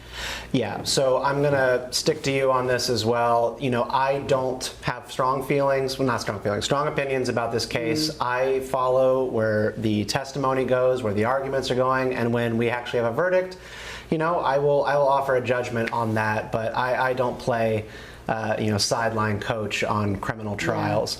I do have feelings about the demonstrations. I think a lot of what has been said on this show in the past week, and the most heated subjects come around the issue of support or opposition around Lindsay Clancy. Much more polarizing. You know, we'll see where this case goes. It's just a horrible tragedy. Mali? Well, Bev, I'm not going to offer anything different from that, really.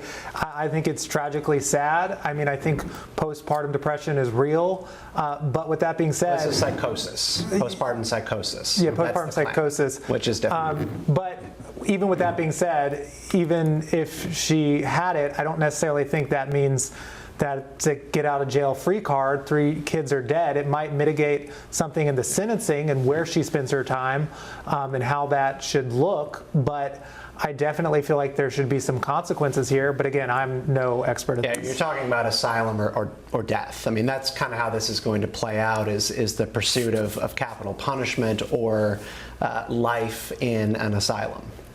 You have these cases which we come across before, and they always make your blood run cold in the press, where you maybe have a divorcing couple and the dad takes the children for the weekend and he drives them off a bridge, or mom finds out that the husband is having an affair and therefore hurts the children and herself, whatever, in order to punish the other party. That's the bit that's missing in this story, Charlie, if you like. That's what makes this case so shockingly unusual, and thank goodness it is unusual, because this was a couple who were married, not necessarily happily married, we understand, but she had clearly struggled with some sort of mood state issues since having the children. Where do you come down on this? Because I don't think the debate about good versus evil is helpful in a case like this. I think there are social factors which have given rise to this atrocity. Yeah, no, you're absolutely right. And look, you know, if it's hard to predict out there, just think about how much more difficult it might be to predict over here. But you're right, those situations, and there have been examples, as you say, if for example, a couple have separated and a father then takes those kids away, you know, at what point, I suppose the question is, how much of that was premeditated, or was that just a spontaneous, you know, if you can call it that, act during that part of the weekend? And I suppose this is the nuts and bolts, or gets to the crux, I should say, probably of this case, because it sounded like the prosecution was saying, look, you know, the day was structured, decisions, normal decisions, everyday's decisions of the defendant was made as normal until, you know, the tragedy took place. So was it premeditated? Was she in control or not? And why it's so difficult, just to sum up, you know, well, basically what, you know, Mally and Stephen have said, the gulf between the outcome of the trial, whether it is, you know, capital punishment or a life in a mental health institution, is so vast. It's so hard to know which way it could go. I think that everyone agrees that Lindsay Clancy had postpartum psychosis. I haven't heard anyone dispute that. No, not everyone. No, a lot of people are saying no. It's literally a court case going on about this. What I also found interesting from just what I've read about it is that both her mother and her mother-in-law offered evidence in her favour, said what a good mother she was, what a devoted mother, how she loved being a mother, and how her behaviour had changed, and how she'd repeatedly sought help. I think her husband also said that. So just from, you know, my reading of the story in British media, this seems like a desperately tragic case, obviously, but it doesn't seem appropriate to me to give her the strongest penalty for that, when clearly she wasn't in her right mind, and this is not something that she wants to do, and it wasn't a family annihilation, which is a term given to cases where usually the father will kill the entire family to take revenge on the mother, or because he's feeling suicidal. Yeah, exactly. These details, which would suggest it was premeditated, include, for instance, that she'd sent him out to the pharmacy to get some drugs for one of the children, some medicine, and she'd also then sent him to go and pick up some food, but she'd picked a restaurant that was further away than they would normally go to, and she'd looked at the time, apparently online, she'd looked on Google of how long it would take him to get there and back. That's the detail, Stephen, isn't it, that could do for her, because that sounds incredibly logical and rational. Well, we're talking here a little bit about, you know, there's the postpartum psychosis element of this story where we're dealing with sort of a collapse of mental faculties. But, you know, there was also the talk of this case, of course, about voices, and her hearing voices who were telling her that she was running out of time to do this criminal act, that she was going to lose her opportunity to do this. Again, she sought help from her family and was seeking intervention, and that intervention was not really made available to her because she hadn't done anything criminal or horrible yet. And this is where we sort of lack the language, I think, to describe some of these things we're seeing. You know, when I hear a story about someone hearing voices to murder their children, like, of course there's a mental health element, but I'm also a religious and spiritual person, and I also look at this from a spiritual lens. But you can't take that into the courtroom. You're not alone in that. That's a lot of people have been having that discussion here. You can't take that into the courtroom. You know, I wish we lived in that world, but we don't. Yeah. Right, still to come this evening on The Late Show Live. Harry and Meghan are back in Britain. Oh, what you mean, you haven't noticed? The silence hasn't lasted long from them. We'll tell you who is in their sights shortly. This is The Late Show Live. Let's have a very quick look at the weather.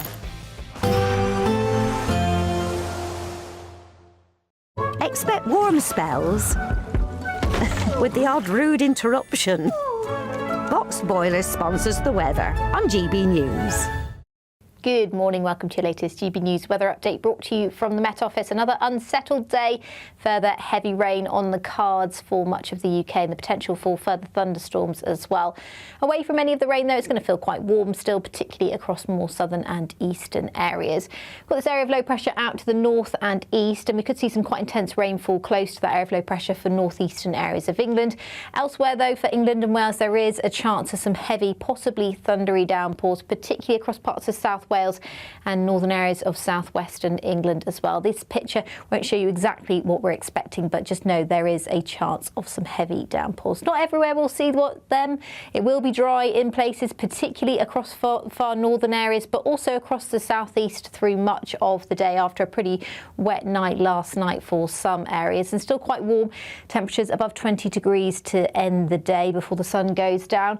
As we head further north and west as well, it's a dry pitch for parts of Northern Ireland, northeastern areas of Scotland, northeastern England, though holding on to some of that rain.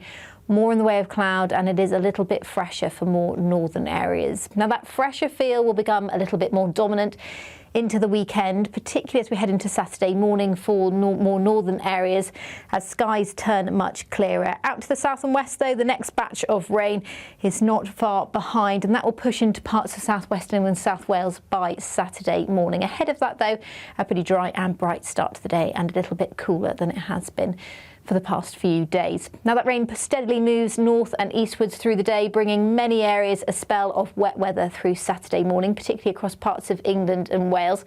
It does slow down a little bit as it pushes into Northern Ireland and Scotland, but it's likely to linger here into the afternoon and the evening. And behind that, for England and Wales, there will be some brighter weather, but also some risk of some further heavy downpours, and the winds will pick up as well. So a real mixed picture. Bye-bye. Expect warm spells with the odd rude interruption. Box Boilers sponsors the weather on GB News.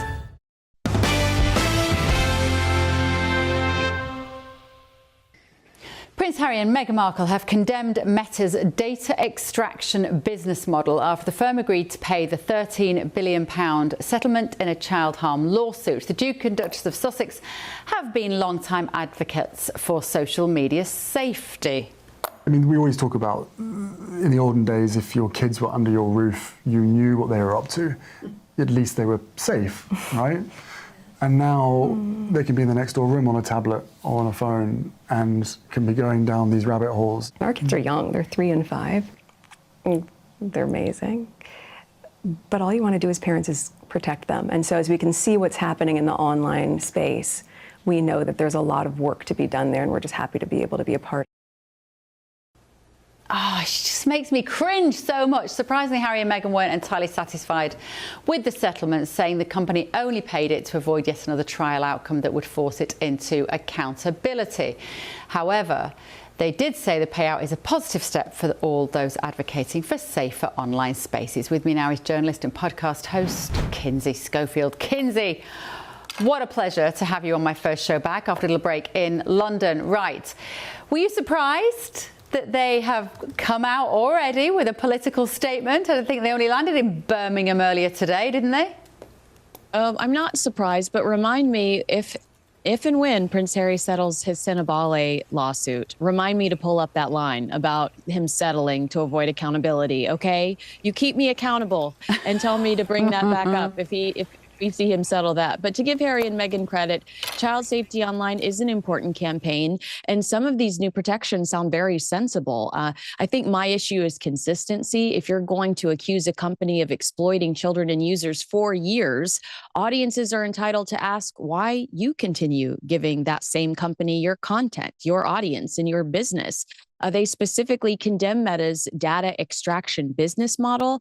Well, Instagram is Meta. Meghan is voluntarily supplying that business model with content, engagement, and millions of eyeballs. You can't behave as though you're standing outside the machine while you're actively using the machine. I think it's a similar argument for returning to Britain. it undermines their arguments when they contradict their own statements. And here we have Meghan actively using Instagram, posting her children on Instagram, maybe not their faces, but the backs of their heads, which I've had people argue intrigues the wrong people. It makes people want to see them even more the way she does that. And it's like, if you truly feel this way, then get off the platform yourself. Yeah, it's very true. They're operating this strange kind of arbitrary system of giving us some things but holding other things back. And you're right, it just smacks of a sort of inauthenticity. But when I was watching her talk then, and I know that was a couple of years ago, there's something about Meghan's delivery that is just appears perpetually fake, Kinsey. And I think that's what the public have seen with her, isn't it? That we're not quite sure who she is. We're still not sure who she is. Do you think we're going to get a better sense of that now that they're back in the UK? How much access do you think we're going to get to see them talking like that, if at all? Well, I thought of you last week when the news dropped that Meghan could potentially be in The Gentleman season 3. I thought, well, her one fan, Bev Turner, will turn on The Gentleman to watch her because you've always been so gracious and said she was cute in Suits. So, I mean, I don't know if we'll ever... She's a good actress. Yeah, she's fine. I don't know if we'll ever get to know the real Meghan Markle, but it does seem like we might see more of her, just maybe in the acting capacity. But I don't know if we'll ever know the real Meghan Markle. I do get the sense that from what Prince William and Catherine saw, they didn't like the real Meghan Markle, and that's why they continued to keep their distance. Yeah, well, it begs the question whether Meghan Markle knows who the real Meghan Markle is, really, doesn't it? That's kind of probably the biggest challenge in her life, is to work out exactly who she is. But as you say, I've always argued, and anybody that watched it will hit that I've said where she went wrong is she gave up her own identity. She'd been training as an actress probably from being 5 years old. She gets on one of the biggest shows in America, and she ditches it all to marry the prince. She was always going to feel rubbish about herself when she did that. She needed to keep a sense of her own identity. And I wonder how that will go down with the British public. If she does just goes back to acting, Kinsey, and does a decent job of it, because she can hold a camera. Like she's a beautiful woman, regardless of her personality. She's captivating to watch on screen when she's acting. Maybe that's the way she wins back the British public. I don't know if she wins back the British public, because they were so hurt by the way Prince Harry and Meghan treated the Queen and Prince Philip towards the end of their lives. But I do think it's a way for her to keep busy and stay above the fray and not go to war with anyone. In the last few weeks, we've gone to war with Tina Brown. We've gone to war with Martha Stewart. We've gone to war with Meta.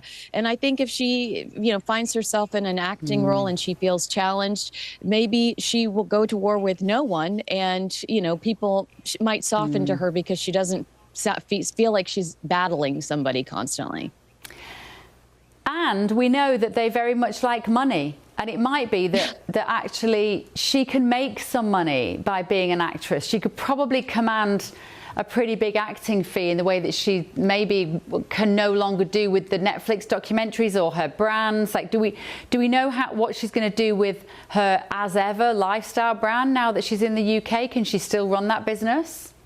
Well, I think one of the most odd reports I've read from the Daily Mail is that Meghan plans to spend a lot of time in Montecito in the United States, that Harry's going to be the stay-at-home dad, and he's happy with that. He's telling friends that, and Meghan's going to be the breadwinner, hopping back and forth from the United States to continue to run As Ever and Archwell Productions, because Netflix has said that there are certain projects that are still in development.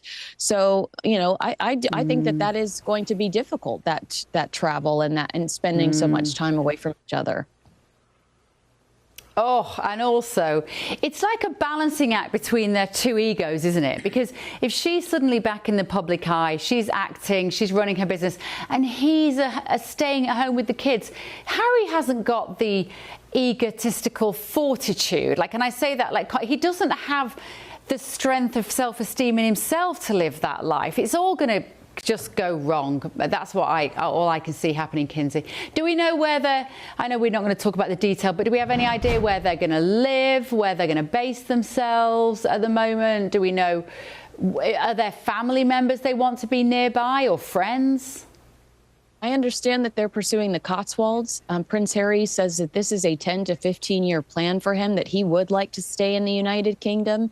The Cotswolds is currently where it seems to be at, and he's also allegedly leaning on Earl Spencer, his mother's side of the family, because he doesn't want the royals to feel like he's pressuring them to allegedly have the half-in, half-out role that we are going to be watching for, because the Queen said no half-in, half-out, and we will be angry if we get the sense that that's what he's doing. Yeah, absolutely. OK, Kinsey, great to see. And also, thank you very much for the coffee voucher. Kinsey has sent me, while the show is on, please tell Bev, she sent it to our producer, I've sent her a gift card at Starbucks so she can regulate on the yelling boys on her panel. Do you hear that? Yeah. You've earned me a gift here, boys, because it is very difficult to keep you in check. You're right, Kinsey, I do need the coffee.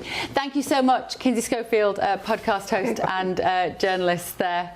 Right, in other news, President Trump has signed an executive order renaming Lake Ontario as Lake America following an escalating trade war with Canada. However, the change will only apply in the US. Canada cannot be forced to follow the renaming.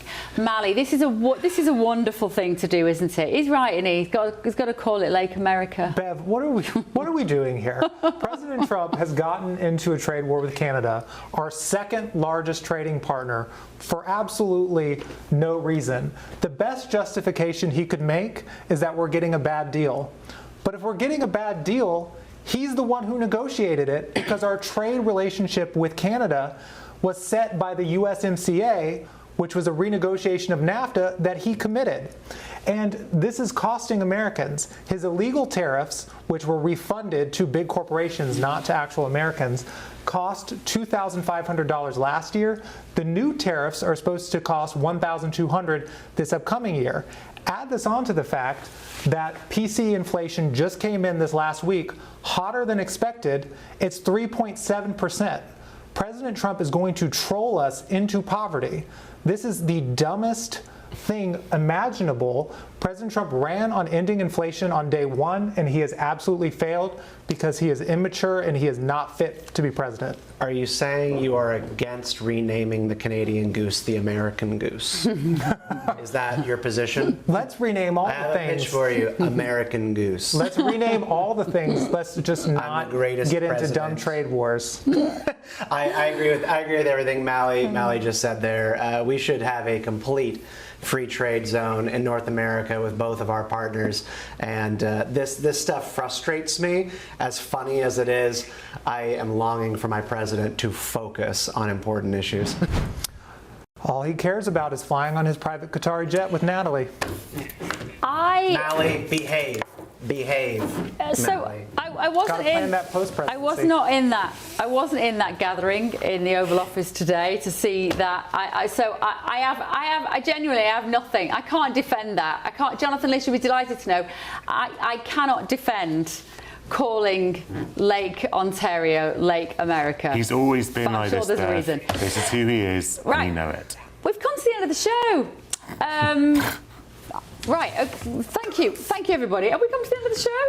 Yeah, we have. Can you tell? I've only been off for a week. Anyway, we've been the Late Show Live. I've been Bev Turner. It's a long time, 3 hours talking. Stephen, Mally, Jonathan, Charlie, thank you. See you Monday. Mwah.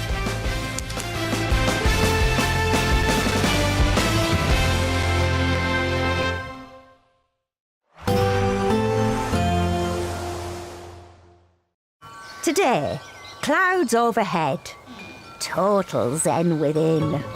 Boxed Solar sponsors the weather on GB News. Good morning, welcome to your latest GB News weather update brought to you from the Met Office. Another unsettled day, further heavy rain on the cards for much of the UK and the potential for further thunderstorms as well. Away from any of the rain though, it's going to feel quite warm still, particularly across more